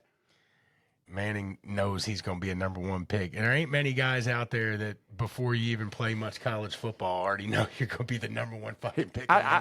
Listen, I think it happens more in the NBA. I think in football, there's been so many number 1 players, highly ranked number 1 players that got to college and just weren't a big thing. Yeah, you don't see it very often where that kid, you can almost guarantee he's going to be the number 1 pick in the draft, right? And I disagree with that. You don't think so? No, I don't. No, I mean, unless he totally he's going to have to go to the combine. Like nobody's going to waste their. Listen, I'm sure they love the legacy of the Mannings. I would too, but you got to go to the combine. You got to show you got all the tools, and like you got to show you can produce on the field. I agree. I agree. But what will he look like as somebody that can really throw the ball? Like in college, he uses his legs a lot. I want to see his arm more, and I want to see how he does under. I think he will be. I think he will be the number 1 pick. But I've seen plenty of guys that were really highly touted guys that really looked good as a freshman and then kind of fell off. There's been a lot of them. There really has. Football. So I've always argued you get more guys in football that are bust and guys that were lower ranked that are. End up being better in college. Basketball, I don't think you see it much because you got the AAU circuit. Most of those guys get ranked off their AAU performance. And so you go to the national scene, and now you're not a big fish in a small pond. You're playing. So you get to see those kids against each other and not just playing against Podunk High School. In football, you have like 1 or 2 all-star games, and that's it. So you got to judge a kid playing down in Florida in 7 or 8A football versus a kid in Eastern Kentucky that's playing 1 or 2A football. And you can't discredit a kid just because he plays 1 or 2A. You got to be able to look. This guy's playing against really slow competition. Guy's playing against good. That don't mean the kid's better just because he plays in 7 or 8A. That's hard to judge that. It's hard to judge that. Dude, if we had to stay on track for say we had a true producer and we had to stay on track for I don't know segments and then like a 2 hour, an hour and a half or 2. We'd be fired real quick. I love it. I love it. Probably just ran it. We talked about the Houston Duke game like 45 minutes ago. Listen, but these are the topics. You make fun of me because I get on the message boards. These are the topics people want to hear about. Because look, the NILs, like it or not, I don't like it, but it's here and it's a big part of what's going on right now. People are putting their teams together for next year, and the NIL, it's everybody. You're re-signing your team every year. This is recruiting. Recruiting used to be such a big thing, but it went over like a years and it would, come close to the last 3 or 4 months. This happens in a month. It's kind of exciting. We're over like an hour and we haven't even hit the championship game yet. Let's go. So one quick thing here I did want to mention before we get to the championship game. Did you see Hakeem Olajuwon was not allowed on the court for the celebration after Houston beat Duke? Did you see that shit? I did see it, yes. Oh, the NCAA should be ashamed of themselves. Absolutely ashamed. Look, I ain't for people losing their job, but that usher he got to be fired. Yeah. The greatest player to ever play at Houston was not allowed on the court after they came back and beat Duke. What was the go to the championship? I didn't read the details. I'm what assuming the guy didn't know who the hell he was. Okay. He looked like he was in his 20s, so he probably did not know who he was. That is embarrassing. But couldn't Akeem just holler over to somebody? Hey, you know.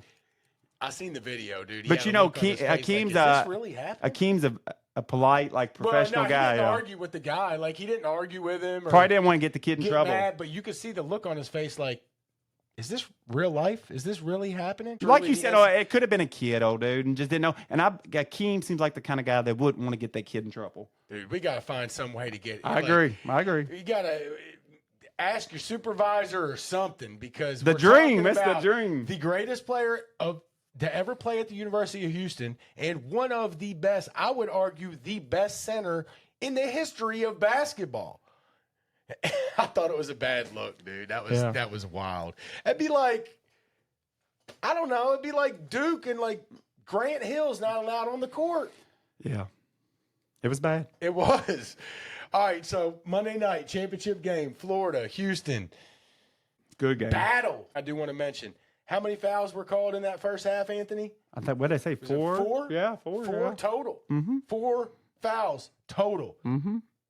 Do you agree that was one of the most physical first halves of basketball that you've watched this season? Yeah, it was. It was physical as fuck. It was physical. I like that style of basketball, so I'm not a good person to ask it because I like it. I like it. It was physical, right? Right. I guess, yeah, it was. I'm not saying you're wrong. Yeah, I think you're right. But was some of it clean? I don't know. That both those teams are good at defending. But there was guaranteed more than 4 fouls. Yeah, I think you're right. I texted, I don't know if it was you, but I texted one of the groups I was in, and I said they will start calling fouls in the second half. Mm-hmm.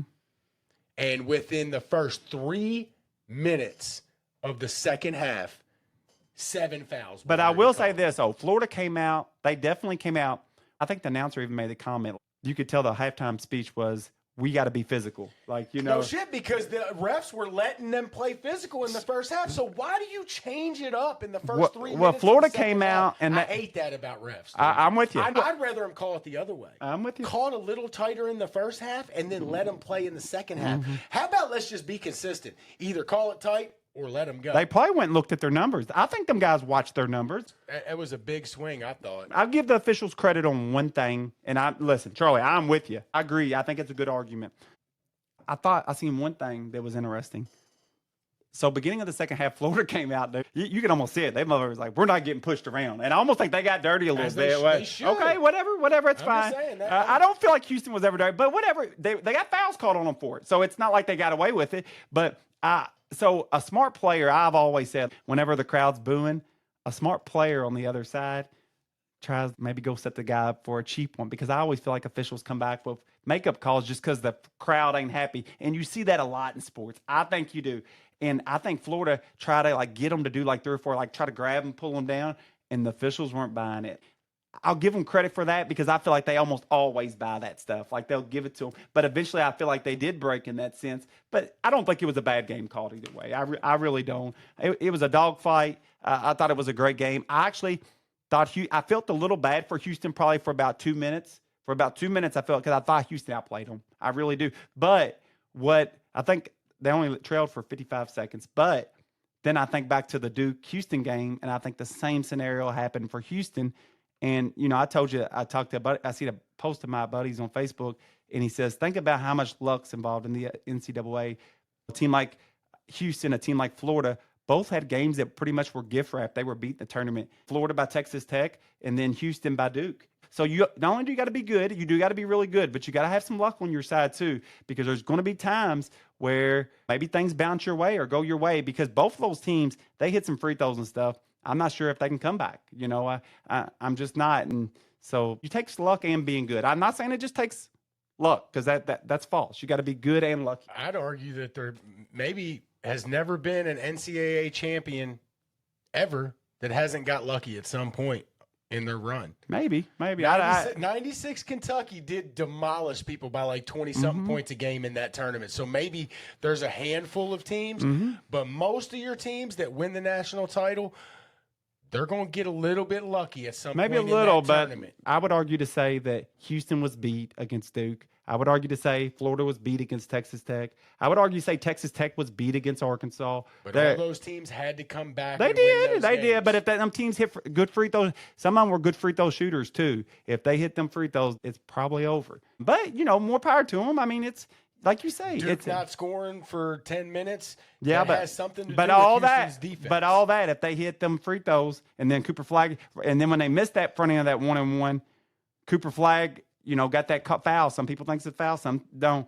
And then they got the 2 free throws. If he hits those 2 free throws, that pretty much guarantees You Duke. can say if on a lot of I different agree. plays I in agree. the I'm just saying, game. he was a good. And then they hit their free throws, but they were both good free throw shooters. It wasn't like they were bad free throw shooters. I agree with what you're saying. I'm just saying you can't say it was a complete collapse. If that was the case, I'd just say Duke fucking sucks because they collapsed completely. But you got to give Houston credit. And no doubt, same I thing agree. in this situation. But not scoring in 9 minutes, old man, that's rough. And then they still should have probably won it. Houston collapsed too. They Yeah, were up 11. they They were up 11 with 13 and a half minutes. Yeah. So it was a little bit more time than the Duke, but still, you're up 11, 13 and a half minutes, controlling that whole game. Houston was some dogs in that first half. They were beating the shit out of Florida. And Do you feel like I do? Okay. And I'm not saying this costs nobody a game because I'm not going there and I won't go there. But do you feel like sometimes late in games, and say you're up by like 9 or 10, and say there's been controversy in the game, 2 minutes to go, I feel like sometimes the referee gives that team down 10 a few calls right there. I do feel like it goes on, and I don't like officials doing that. I don't like them doing it because them teams can come back. And I'm not saying that happened there, but I have seen that happen in sports a lot. I have. what does the officials care if it's a close game or not? No, but I feel like I'm telling you, I've seen that. I've seen them where maybe maybe the coaches over there having a blowout and they're down by 15. 3 or 4 minutes to go, I feel like they start giving them a few just to feel like they equal them out. I know officials shouldn't play into that, but I do think they do. This ain't Little League, dude. If they're doing that shit, they should be fired. Now, I'm not You saying don't they think makeup calls don't happen in college makeup basketball? Calls do, yeah, all the but time. I see them all the makeup time. calls do. Yeah, Players are no so doubt, smart, but they you go to can't try to. let- They you can't play. let another team back in the game. I with know, your but I don't think calls. they mean to. I think they think maybe the game's over. But that's why I don't like it because comebacks happen. I tell you how much it happens. I watch players, smart players, and I've told my son this. If you think the official missed one, he ain't just going to say he missed it, but try to draw a foul the next play. You'll probably get a quick whistle. I think you see players do that a lot. Players are getting smarter. I think coaches are telling them about it, and they're learning through the AAU stuff, and they're playing a lot of basketball. And I don't like it, but I do think you see it. Do you not? Yeah, you do. I mean, but they're not supposed to. No, I know. They're not supposed to. Yeah. Walter Clayton, I thought after a disastrous first half, Houston, like you said earlier, eating his lunch. They had in him the first frustrated, half. man. They had him frustrated in the first 3 He minutes. was over. Maybe he had 2 points at halftime. And they I'm were not bad sure. shots. But he ends up, what'd you say? He 11 had points, 11, yeah. 11, but they were 11 big They were. points. They were. All 11 were big because he was a big part of them coming back there at the end. The kid's just I give him credit because he don't have, he was off. I don't know what he shot in the first half, but it was bad. But he's not scared to keep shooting that ball. But I wouldn't even say that he was off. They had the clamps on him, dude. They had his number. I mean, I missed like 6 minutes of the second half, which I hated. Houston plays suffocating defense. No Yeah, doubt. but man, But they he's even played it proved- on Cooper, and they weren't able to do that to Cooper. They took him out of his game. They had the script to how to slow him down. They had the perfect defense set up for him because you could see it. He was frustrated. They They didn't have enough because no, they came didn't. back and led them to the championship. Dude, if you tell me I'm Houston, Walter Clayton only gets 11 points, I'm checking that box. Job well done. No doubt, especially after he had 30 and 30. He's great, in dude. two He's great. straight He's games. great. So, He's great. Yeah, if you would have told me before the game that the final score was in the 60s and Walter Clayton only had 11, 100% Houston won. I wouldn't say 100, but I see your angle. But at that point, that's where Houston wanted the game. Was in I the agree. 60s, But no that's doubt. the best chance for them to win. But if they're in the 60s, I say Florida's right there with them because I can't see Florida scoring no lower than 60. I think that's the best chance for Houston to win. Only I think it was his second lowest output of the year for Florida. But 63. But you points. see the kind of angle I'm saying. If they're there, I definitely think it's a tight game. Well, no shit, it ain't gonna be. Florida wasn't gonna score 47. Yeah. So I mean, yeah, They ain't gonna get to 60. Yeah. It wasn't gonna be 65 to 47. Florida gonna put up some points. I'm just really surprised that Houston was one of my 3 or 4 teams that I talked about a handful of weeks ago, but I kept saying I was worried about them against teams like Florida because I didn't think that they could hold Florida in the 60s. So very impressed with Houston.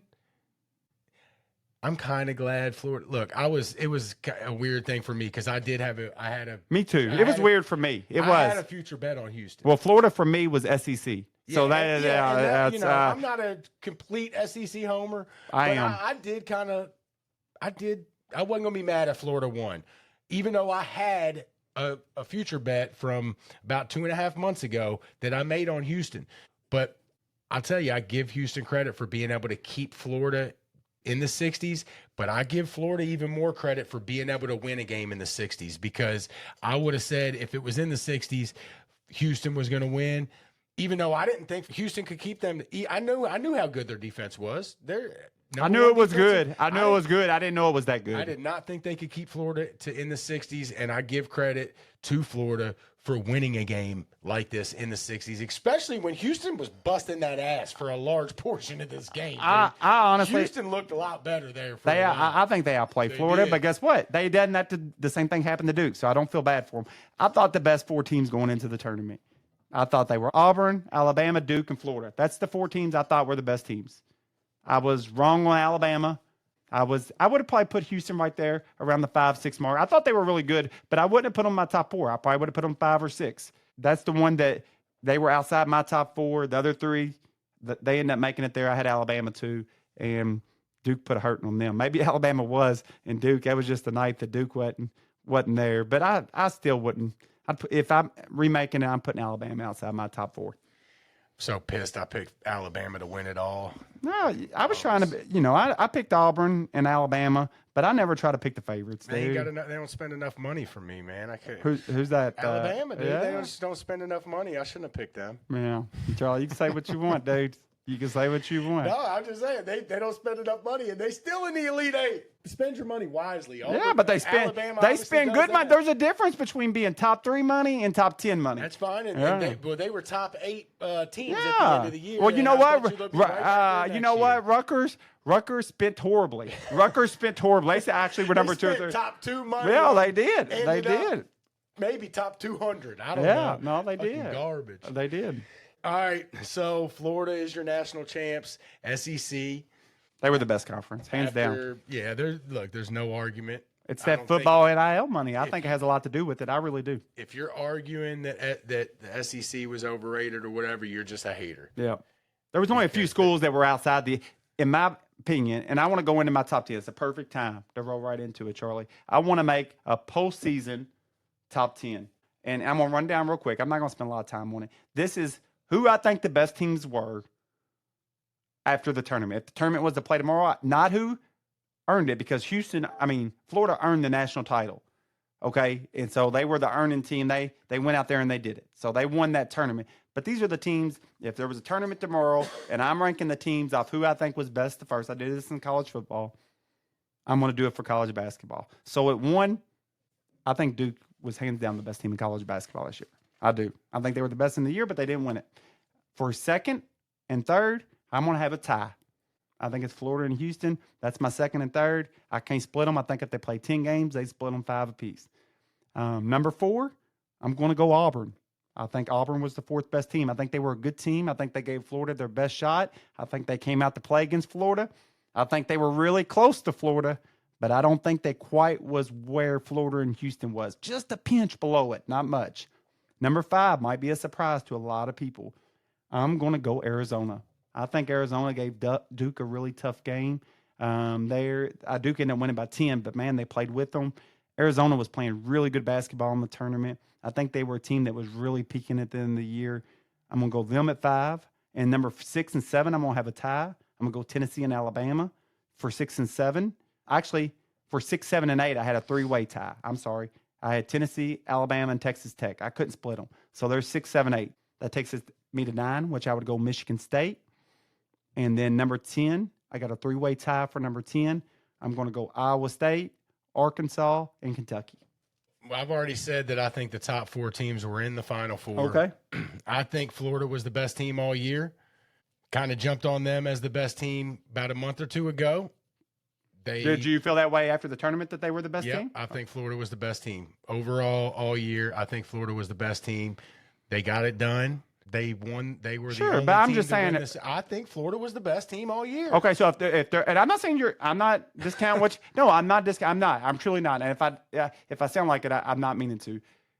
If there was a tournament that started tomorrow, and they said the winner of the tournament, if you pick the winner of the tournament, you get $200,000. There's no odds. You just get one team. You would take Florida in the tournament.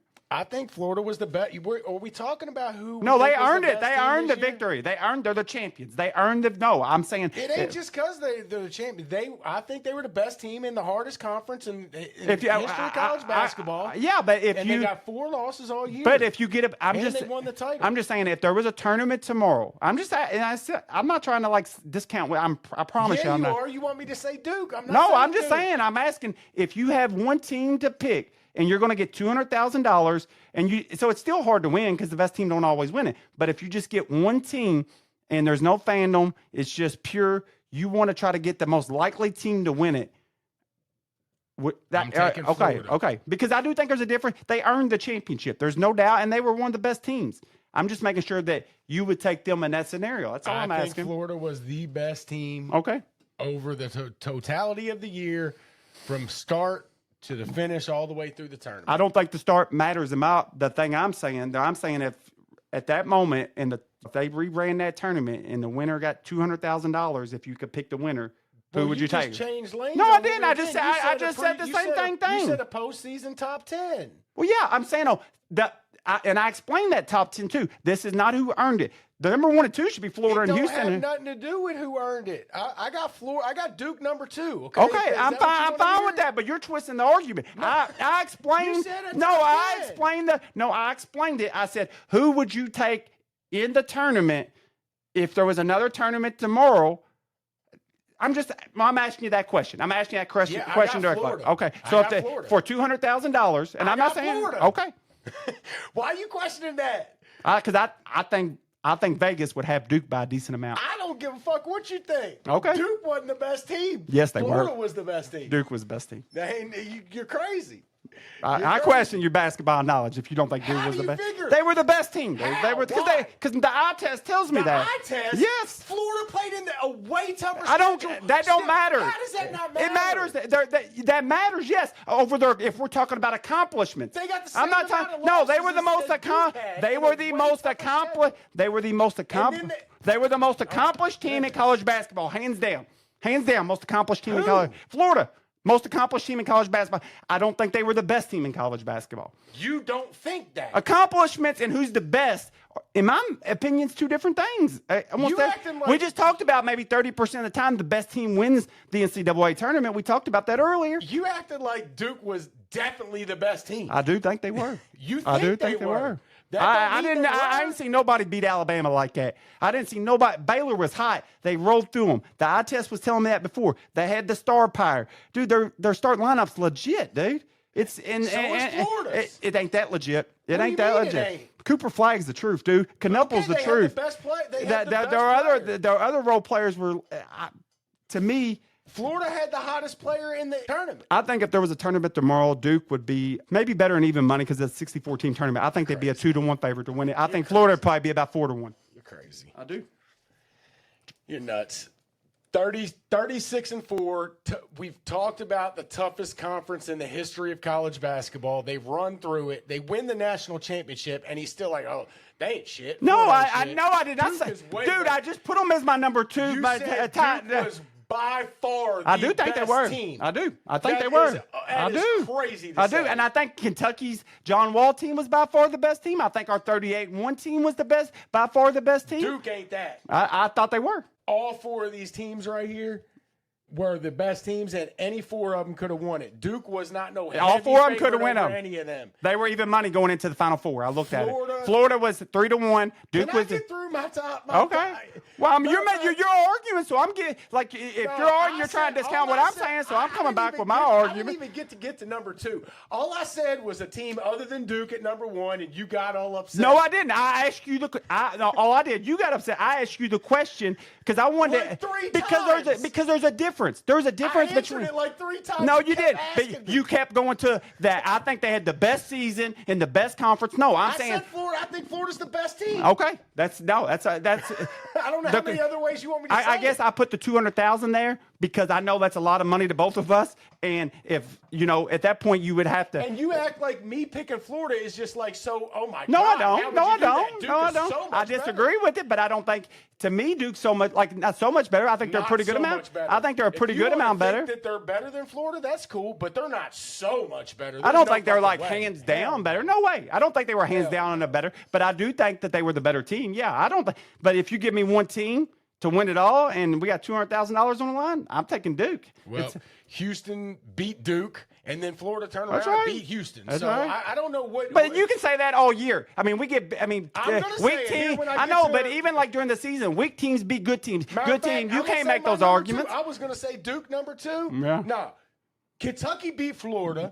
We're number 2. You can You're do lucky that. I'm not putting us number 1. Kentucky's number 2. We beat Florida. We're 1-0 against the national champs. We beat Duke too. We're 2-0 against your top 2. We're 2-0 against them. Fuck Duke. All right. Florida's the best team. They proved it. Put some respect on Florida, son. Put some respect on Florida. One game scenario. I do, and I already said it. I thought Duke was a little bit better than Houston, even though Houston beat them. I think it would be, Anthony said 8 out of 10. I think it would be 6, maybe. I think they're pretty even. Houston proved it. I would probably put Duke second, okay? So there you go. Duke would be second over Houston, even though Houston beat Duke. So, yes, I understand the assignment, but I'm not putting Duke number 1. I'm just not. My top 4 is the Final Four. Florida, Duke, Houston will be 3rd, and Auburn's 4th. After that, to be honest, I don't give a shit. Tennessee, whatever. They were all right, but they folded like always. Alabama was a bunch of bums late. Their guards got absolutely manhandled. They ran into a buzzsaw. By Duke's guards.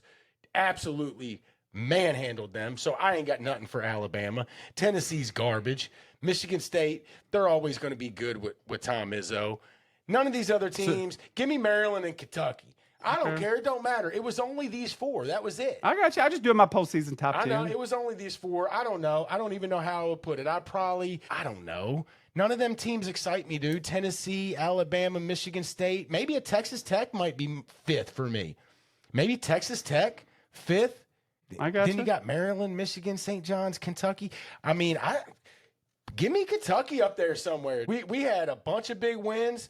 Maybe the second most quad 1 wins in the country. I'm saying at the end of the year, not where we were. I agree. At That- some point, I I think we were probably a top 6, 7 team at some point. There's no doubt. But at the end of the year, I think we were probably around that 10 to 15 range. Give us another matchup in the Sweet 16 against another team that's not named Tennessee or another team that's not in the SEC. We might have been in the Elite 8 or the We Final might have. Four. Yeah, we might have. Listen, I liked our We little also team. matched up against Tennessee, who we had already beat twice. Yeah, but So, I you did know, like that's the matchup with them, but it just I didn't work either, out. But I'm just saying, you never know. It was a bad we day Were to- good, we were good enough to win another game or two. Just like matchup didn't work out. I think we were very equal to Illinois, but it was our day against Illinois, and I think we were kind of equal to Tennessee. Maybe Tennessee was a pinch better, but I thought we were a good matchup, but we weren't going to beat them that day, just like Illinois wasn't going to beat us that day. That's just the way sports goes. Some days it's your day. That's where the one-game scenario makes it scary. I'll tell you who I wouldn't put in the top 10. Who's that? Louisville. I wouldn't either. I mean, and that's no joke. Give me Florida, Duke, Houston, Auburn. Then I'm going to go Texas Tech. Give me St. John's. Then I'll put Tennessee. And I'm not even going to say Tennessee. Give me Kentucky, dude. Okay. Give me Kentucky. I got you. Just a matchup against Tennessee for a 3rd time. I hated that. Guess what this weekend is? What is this weekend? Mark Pope's 1-year anniversary at Kentucky. 1 year anniversary. Yep. Glad to have you, Coach. Excited about next year. He's putting his team together right now, just like the rest of college basketball. We got some good transfers. Yeah, me too. I'm liking what I'm seeing. It's hard to judge. We've talked about this a little bit before the show.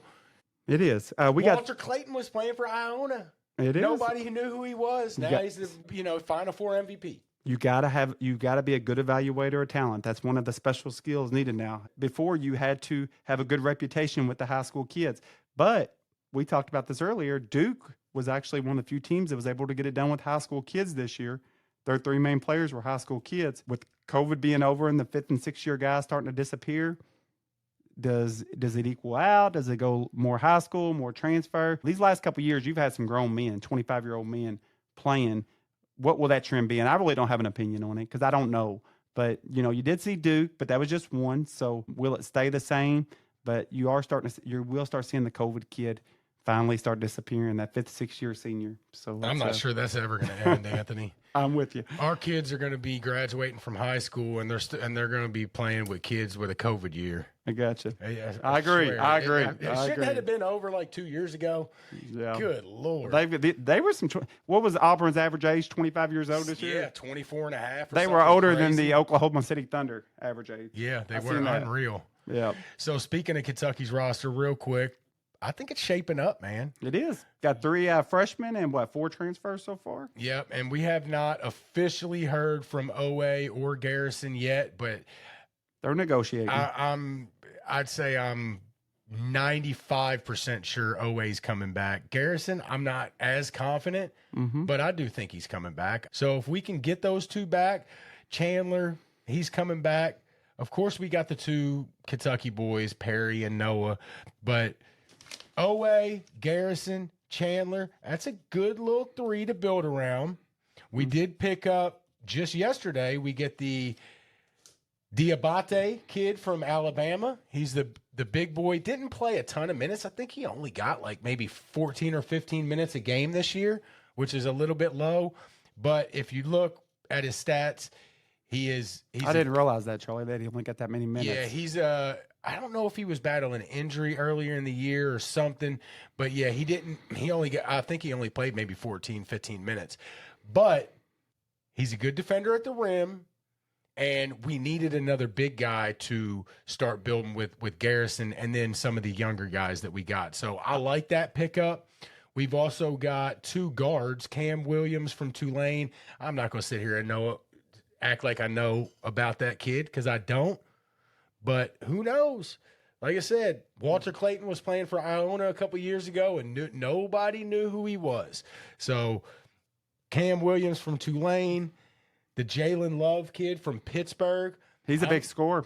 I've read a thing that the guy said he's a season ticket holder at Pitt. He said they literally, with injuries, only had 2 legit scores at all. He said teams were able to key on him, and the kid still had like 19 points a game. So I'm excited about him. Yeah, I've heard nothing but good things, but I'm not going to sit here and praise a guy that played for a really bad Pittsburgh team in a terrible ACC conference that we dogged all year. I agree, but at the same time, if what the guy's saying, and he sounded like he knew his stuff, if he was it's when you only got 1 or 2 scores, dude, it's easy for defenses to key on you. I trust Mark Pope. I agree with that. Guess what's going to happen with these guys that are transferring? We don't know about them. That's right. And it's going to continue, just like you didn't know about Walter Clayton, just like you didn't know about Depends how much college basketball you watch. I'm sure there's some junkie. I'm a big college basketball fan. I did not know who Otega Oweh was before he got to Kentucky. Sure. I didn't. He played for Oklahoma. He was a 6th man. I didn't know that name, but I damn sure know it now. Yeah. So I think, look, we can name these guys, Jalen Love, Cam Williams, Diabate. I think I could do it in college football. I think I could tell you a lot of those guys in college. Not college basketball. I'm just saying these guys could end up being great. Yeah, they could. And hopefully they do. Now, Okay, I'll tell you a name I'm excited about just because I've seen him right, and this is purely, I'm not going to lie about it. It's one of our freshmen coming in, Caden Lewis. So we got 3 top 27 guys. Jasper Lewis was, and I'm going by Rivals. Jasper Johnson. Yeah, Jasper Johnson. I'm going by Rivals. Jasper Johnson had Rivals, which is one of the big recruiting sites. They had Jasper Johnson, number 18. He went down 6 spots since they do updates about every 2 months. He was number 12. He went down number 18. I don't know why the drop. It wasn't a huge drop, from 12 to 18. And they don't always get it right, but it is at least something to go by. He's number 18 overall. We got the number 20 overall, Caden Lewis. I'm excited about him because I've watched recruiting. That used to be the thing that I used to really keep up with. Usually these really late risers, he was number 53 last update a couple months ago. He rised up 33 spots within a couple months. He went from number 53 to number 20. That's typically a sign the kids are really good. They're showing out in their AAU circuit, and it's usually a really good sign. I don't like the late droppers. Number 6 ain't enough to bother me with Jasper Johnson, but you'll see some that were like top 2 or 3, and then they'll drop to right at number 15 or 20. I usually don't like that because somebody's seeing something they don't like. And then the kid from Kentucky, Malachi, he's number 27. He dropped 5 spots. So he was number 22. That don't worry me. For those that don't keep up with, it's typically your top 25 guys are 5 stars. So Malachi Moreno is right outside that top 25 mark. Yeah, but so with the ones that I mentioned, the 3 transfers and the 3 freshmen that you just mentioned, we also added Jaden Claytons yesterday.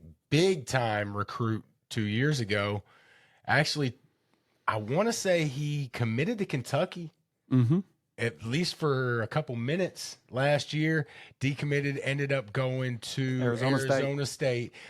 I know Louisville was in the mix for him, thought they were going to get him for a while. Big time recruit, went out to Arizona State. If you ask me, I think he got a little lost in the shuffle out there. Arizona State, if y'all don't know, they're not really a basketball school. So, they got Scattaboo. Yeah, seems like probably a case of what you were talking about, Anthony. The kid got the bag, and he went to Arizona State. He's getting the bag again. Oh, I guarantee you Kentucky's he's getting the bag him. again. Yeah, there ain't no doubt that he's getting paid, So, but he's coming to Kentucky, baby. I was going to He is coming off of ACL, though. He just had ACL surgery about a month ago. They say he's going to be back by I'm excited about him. They say December. I like athletic guys. I do. I'm a sucker for them. And 6'10" sometimes forward. Yeah. So I know we said we might do it on the show. I know we ran a little over it, and I'm really not prepared to do it anyways. But I do want to talk to all the listeners, especially people that are Kentucky fans, and maybe we might even look at Louisville's team too or Maryland's team. But once these teams start to come together in a week or two, and that'll give us time to kind of study it.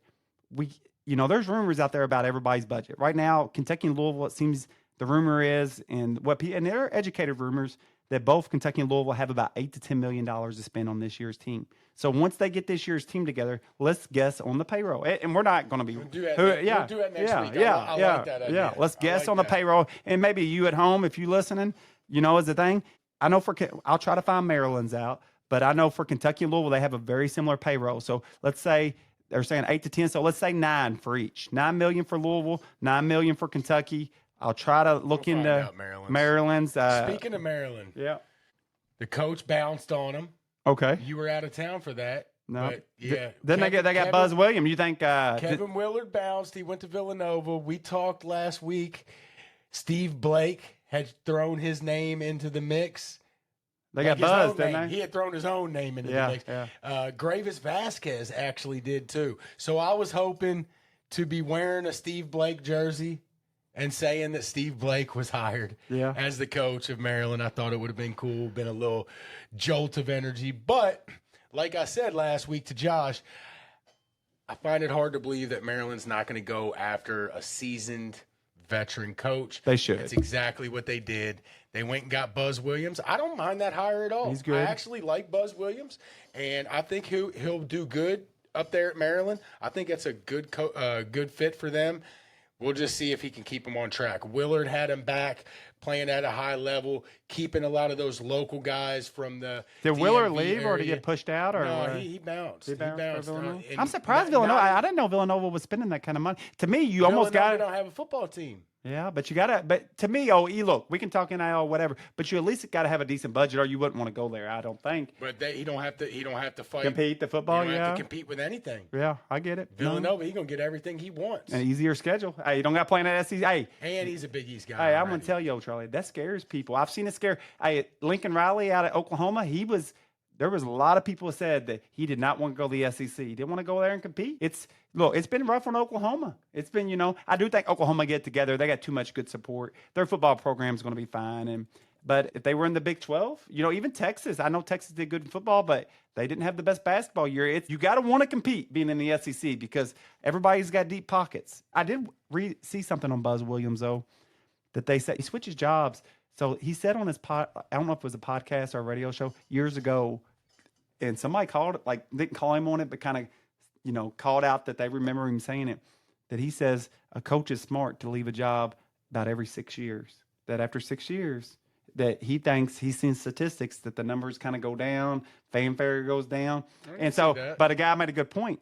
Would you hire Buzz Williams? Because if you found that, if that information would have came out, are you going to stay more in 6 years, Buzz? Shit, unless you're a great coach, you ain't going to make it 6 years anyways. But he had a good situation at A&M. He had them back. Good situation at Marquette. He was good. He was doing things at Marquette, winning there. But A&M is one. They're in a great conference. A&M's a huge spender. A&M's one of the most wealthiest boosters there are. They've been spending money in college football and college basketball. He had them back. A guy made a point that Buzz maybe sticks to what he believes in there, but then B, maybe he likes the team that ain't there yet. He likes to build a program. Maybe that's what he likes, and maybe he lives by that standard of 6 years, So I did hear that. It might not be a bad idea. It's probably – so I used to have a – Cal always said Kentucky job was a 10-year job, and he stayed 15, and you see – yeah. I mean, we know how you feel about Cal, but I'm saying 5. I agree with that. If he would have left at 10, yeah, it probably would have been, in the long run, it probably would have been better for everybody, So I told you my daughter played softball at a very high level when she was young. We were a nationally ranked team, 9, 10 years old. We were playing other really nationally ranked teams, and I had a friend that his daughter probably at the time was a top 5 player in the country. She was really good. We became good friends. They were from about an hour from us, and he used to tell me that he had a friend that – their kid was in the travel ball at a high level, and they used to tell, and I'm not saying this is good, it was a different world than what we're doing with our travel ball team, but he said you only stay with the team 2 years because you can get too close, and then you get stuck with them. Not stuck with them, but like you feel too bad for leaving. Almost like that's kind of how we are with I wouldn't leave or quit our boys because I'm too close with them. He said the guy told him you don't want to get crazy close with the families because you'll have to make that hard decision for your kid, and it'll be hard when you're – I think it's decent. I mean, I don't like it, but it's probably good information. It's actually pretty surprising here looking. Buzz Williams is from Texas, too. Yeah. He's a Texas guy. Yeah. He might just like building up that program or might live by his standards of 6 years. Or might be, thanks to SEC's tough. Probably a little bit of all of them. Let's see here. At Marquette from 08 to 14. How many years is that? 6. Yeah. He coached at Virginia Tech from 2014 to 2019. 5 or 6, yeah. And then he was at Texas A&M from 2019 to 25. 6? I told you I heard it. He lives by it. He said it, and he lives by it. So, Maryland, you got until about 2030, maybe 2031. You better get something done. I want to, because I know we've asked about it on here before. We talk about Maryland. We got Maryland listeners. It's going to be my job between now and next week. I'm going to try to find out about Maryland's NIL, who the players are in it, who's the donors. Are they, compared to their competition, the ACC, do they got average budgets, above average budget? We know it's a talent-rich area for the ACC standards anyway, and really any area. You got the DC right there. You got a few big cities right there. There's always been a lot of talent in football and basketball, but you know my belief, money talks. So I'm going to try to dig in, and really it's just doing a lot of little small research, a lot of reading. We got a Maryland correspondent. Okay. Reds, we need you next week. I'm going to call you. We need the info on Maryland's NIL budget. Situation. Let us know. Football or basketball. Find out what you can find out. The budget, how much they allocate the two big ones. How much you're hearing, or the rumors are that they're allocating to football and basketball. And let us know. He's always told me, call me for the Maryland info. We need some NIL info on Maryland. And who's the mega donor? That's who I like to know. So Kentucky's is the Crafts. They're coal miners. They own a big coal mining company. We only got one mega. Might be that Under Armour guy. Yeah. So some schools like Tennessee's got a guy's just throwing money at stuff. They say he owns like half a Gatlinburg or something. It's Miami's got a big mega donor. A&M's got all kinds of donors. Texas does. But so is Ohio State. But if they got any mega donors, we'd like to hear about those. It'd probably be halfway easy information to find out, I would say. Yep. Let us know how much they're spending in basketball for sure. All right, Anthony, I think that is I didn't really have much else. I was going to No. mention the little roof collapse there in Dominican Republic, if anybody heard. Masters coming up. 125. Who you taking? Yeah, real quick. Masters. Who you like? Masters. I don't know. Let me pull them up real quick. I'm taking. Who you got? I ain't looked at the odds, but I like the guy's long game. The Not unless DeChambeau. not unless Daly's coming out of it to play in it. I'm gonna go Happy Gilmore. So that's who I'm taking. Happy Gilmore. You taking Happy? Long game, dude. Who can hit the long ball? I'm was not a big trying to guy. I'm pull not it a up huge here. golf fan, but I do love the Masters. To me, Masters always symbolizes the beginning of spring. I know Derby time's close when I see the Masters, so Masters it's a starts tradition like no tomorrow. other. Starts tomorrow. Augusta. I'm the same way. I like golf. I like to play golf. Don't play it very much at all, but I do enjoy it. Don't watch a lot of golf, but I will watch some of the Masters. Looks like the favorites, Scotty Scheffler, the old drunk, driving around, messing with people in Louisville. He's the one that got locked up in Louisville. Remember? Going to the tournament. Yeah, going to the tournament. Scheffler and McIlroy are pretty much kind of heavy favorites. Scotty Scheffler's 4-1. He must McIlroy's 6.5 to 1. Then you got John Rahm, Morikawa, DeChambeau. That's your long ball right there. That's your real life Happy Gilmore. Happy DeChambeau, is playing tournament. He won the invitational to qualify for the he tournament. won the amateur. He's playing for his grandma's house. Save it from Shooter McGavin. Well, like I said, DeChambeau, that's your real life Happy Gilmore. He hits the ball freaking mile. I don't know. Happy's real to me, damn it. Give me let's see. I'll take one guy at the top, and then I'll try to take a little long shot. The Schaffel guy, Xander Schaffel, he always seems to be up top. He's like 18-1. Give me him. I'm going to take Xander Schaffel. I don't even know if that's how you say it. Schaffel, something like that. I'll learn his name by the end of the weekend. And then give me, what is he? Schaffel's 18-1. I need a big money here. Give me, who we got? Look at Sergio Garcia, 60-1. He should be like 1,000-1. Jordan Spieth, 40-1. Give me Tommy Fleetwood at 40-1. There's my two. I got Tommy Fleetwood, and I got Schaffel. I'll bet Happy Gilmore and whoever you bet. So, well, we could. You got the Kentucky boy, Justin Thomas, 25-1. I'll take him. There you go. And Happy. Justin Thomas and Happy Gilmore. I like it. I might bet a couple golfers. I'll tell you one thing that the Masters does have. They have a really good app. Yeah. Their app is it has got so much information. You can watch you can just click on different holes and watch what's going on.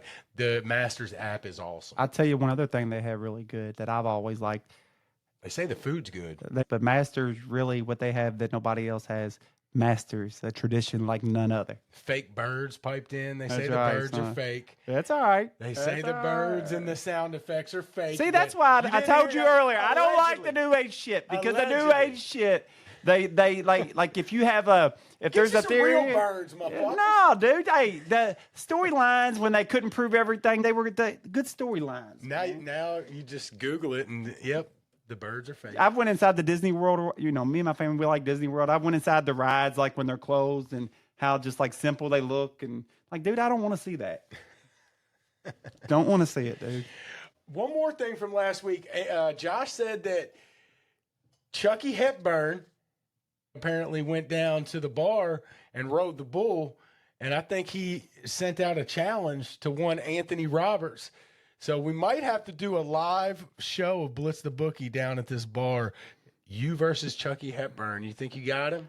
Look, dude. Anthony said he went 30 seconds. Is he a Mexican? We was hoping for Rick Pitino. He done doubled Rick Dude, Pitino. if it's a Mexican bull, I'll ride it, son. I don't know about the American bulls, but I can ride a Mexican bull. Anthony always wanted to be a jockey. Now he just wants to be a cowboy. He wants to be a rodeo man.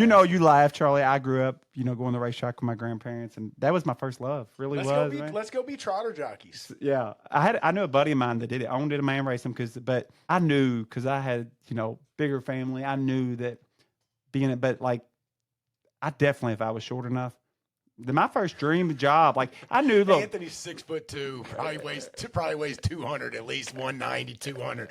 He ain't no jockey. It's but you ain't got to be small to be a trotter jockey. no, do you don't. No, it's Them dudes are our size. no, they are, but growing up, of course, I wanted to be a professional athlete like anybody, okay? But I was a good athlete, but I was smart enough to know I wasn't a professional athlete. So my first dream job, really, and I actually went to school for it for about a year at U of L's business school, was to be a horse trainer. They have one of the 3 programs in the country. Horse racing was a love of mine from way back.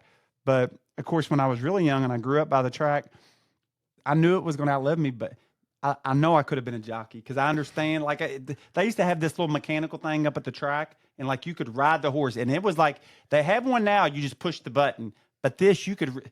I think they took it out of there because I had me and a few buddies. We go up there with like $20 in quarters, and I literally think they had a maintenance at every time we left because you could just jerk the handle down to make it go faster, and literally you would hear it just boom, boom, boom. I literally think they took that game out because of us.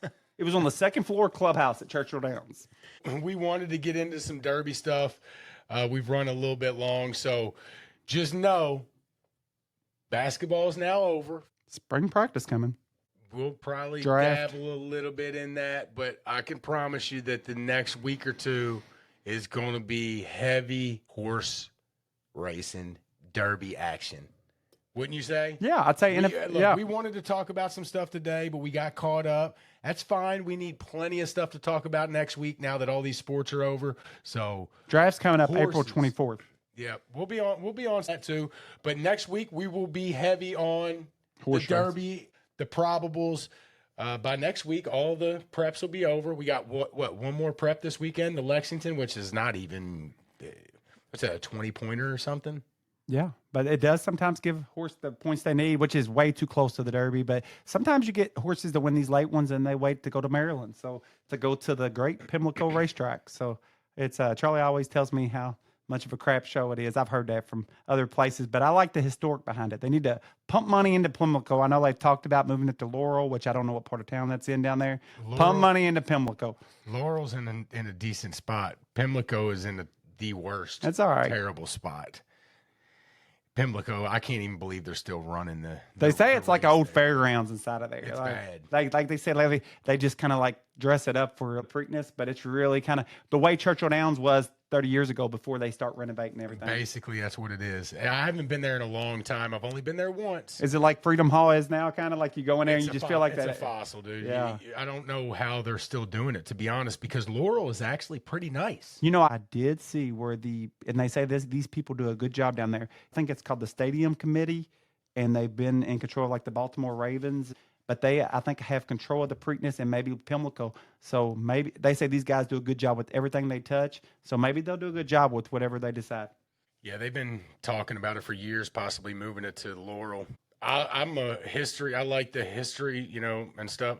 But man, Pimlico is such a shit show. Maybe they need to pump some money into it. It's getting old. Pump some money into it, Maryland. They got that bridge now, so it's how's the bridge project going? Have you heard? Sure. No, Reds, bring us some of that info too. How's that bridge? That's going to be a couple-year project, man. It's going to take a while to do Dude, that was wild. When that guy hit that thing, he was like, you have a wreck and you're like, shit.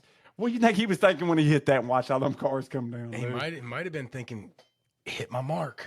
No, they say we'll get into some conspiracy theories in the summer. You seen the light? Am I wrong by saying the lights went out, so he lost power, right? Because the lights went out before he hit it. Yeah, something happened. All right, okay. But when you hit that and all them cars fall, you're like, what do you think? Like, dude, get the beer out of here. If there's any drugs on the ship, they're going overboard. Like that was anything. A true mistake. I don't know what you'd be thinking. How many drugs? You'd be thinking my life is over. So That's look, what you'd be thinking. I've always heard them people work those ships and travel with them. They're up a lot of hours. They work hard. Some of them might have some uppers to get them through. How many ship drugs you got thrown overboard the next 10 to 15 minutes after that ship went down?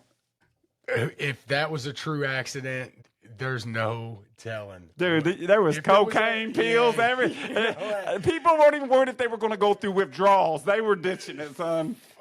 They were throwing up, trying to get it out of their system, shaving their hair.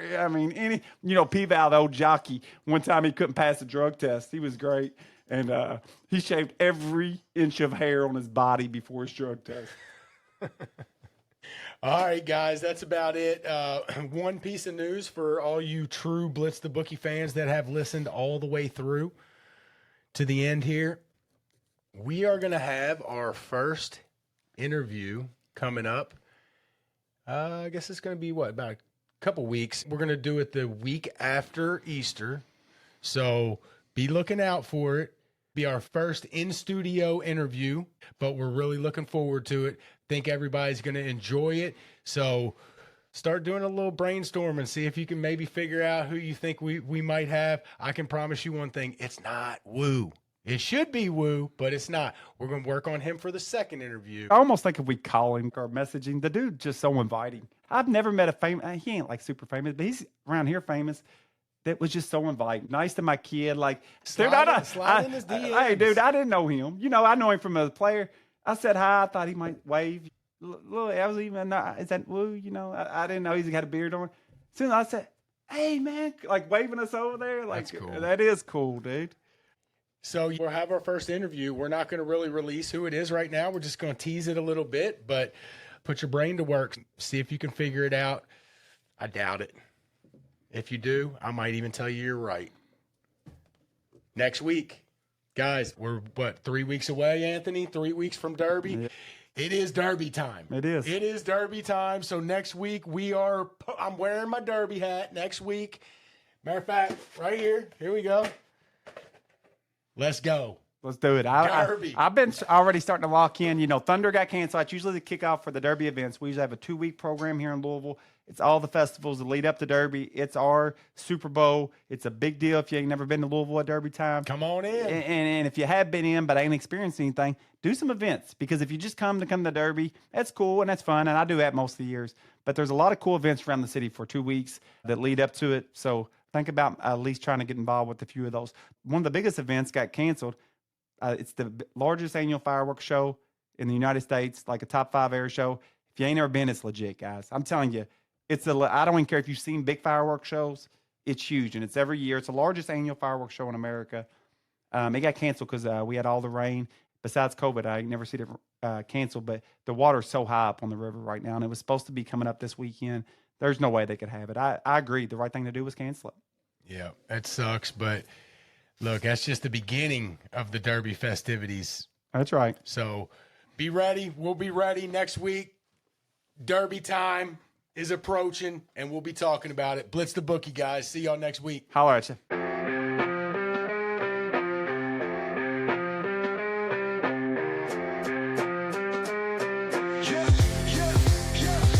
Charlie got the mic, he's dropping facts all day. Anthony's like, nah, I got the better parlay.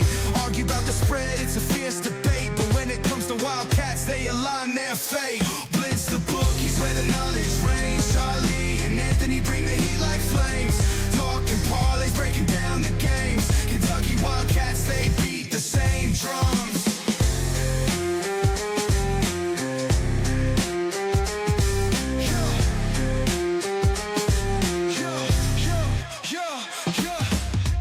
Late nights, hustle deals on the line. Charlie Scassy's gonna make you shine.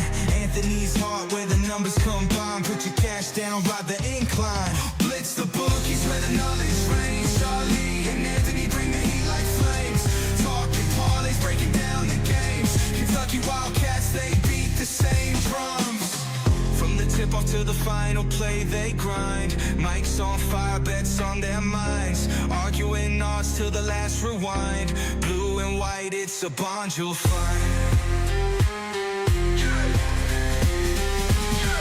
The Bookies where the knowledge reigns. Charlie and Anthony bring the heat like flames. Talking parlays, breaking down the games. Kentucky Wildcats, they beat the same drums.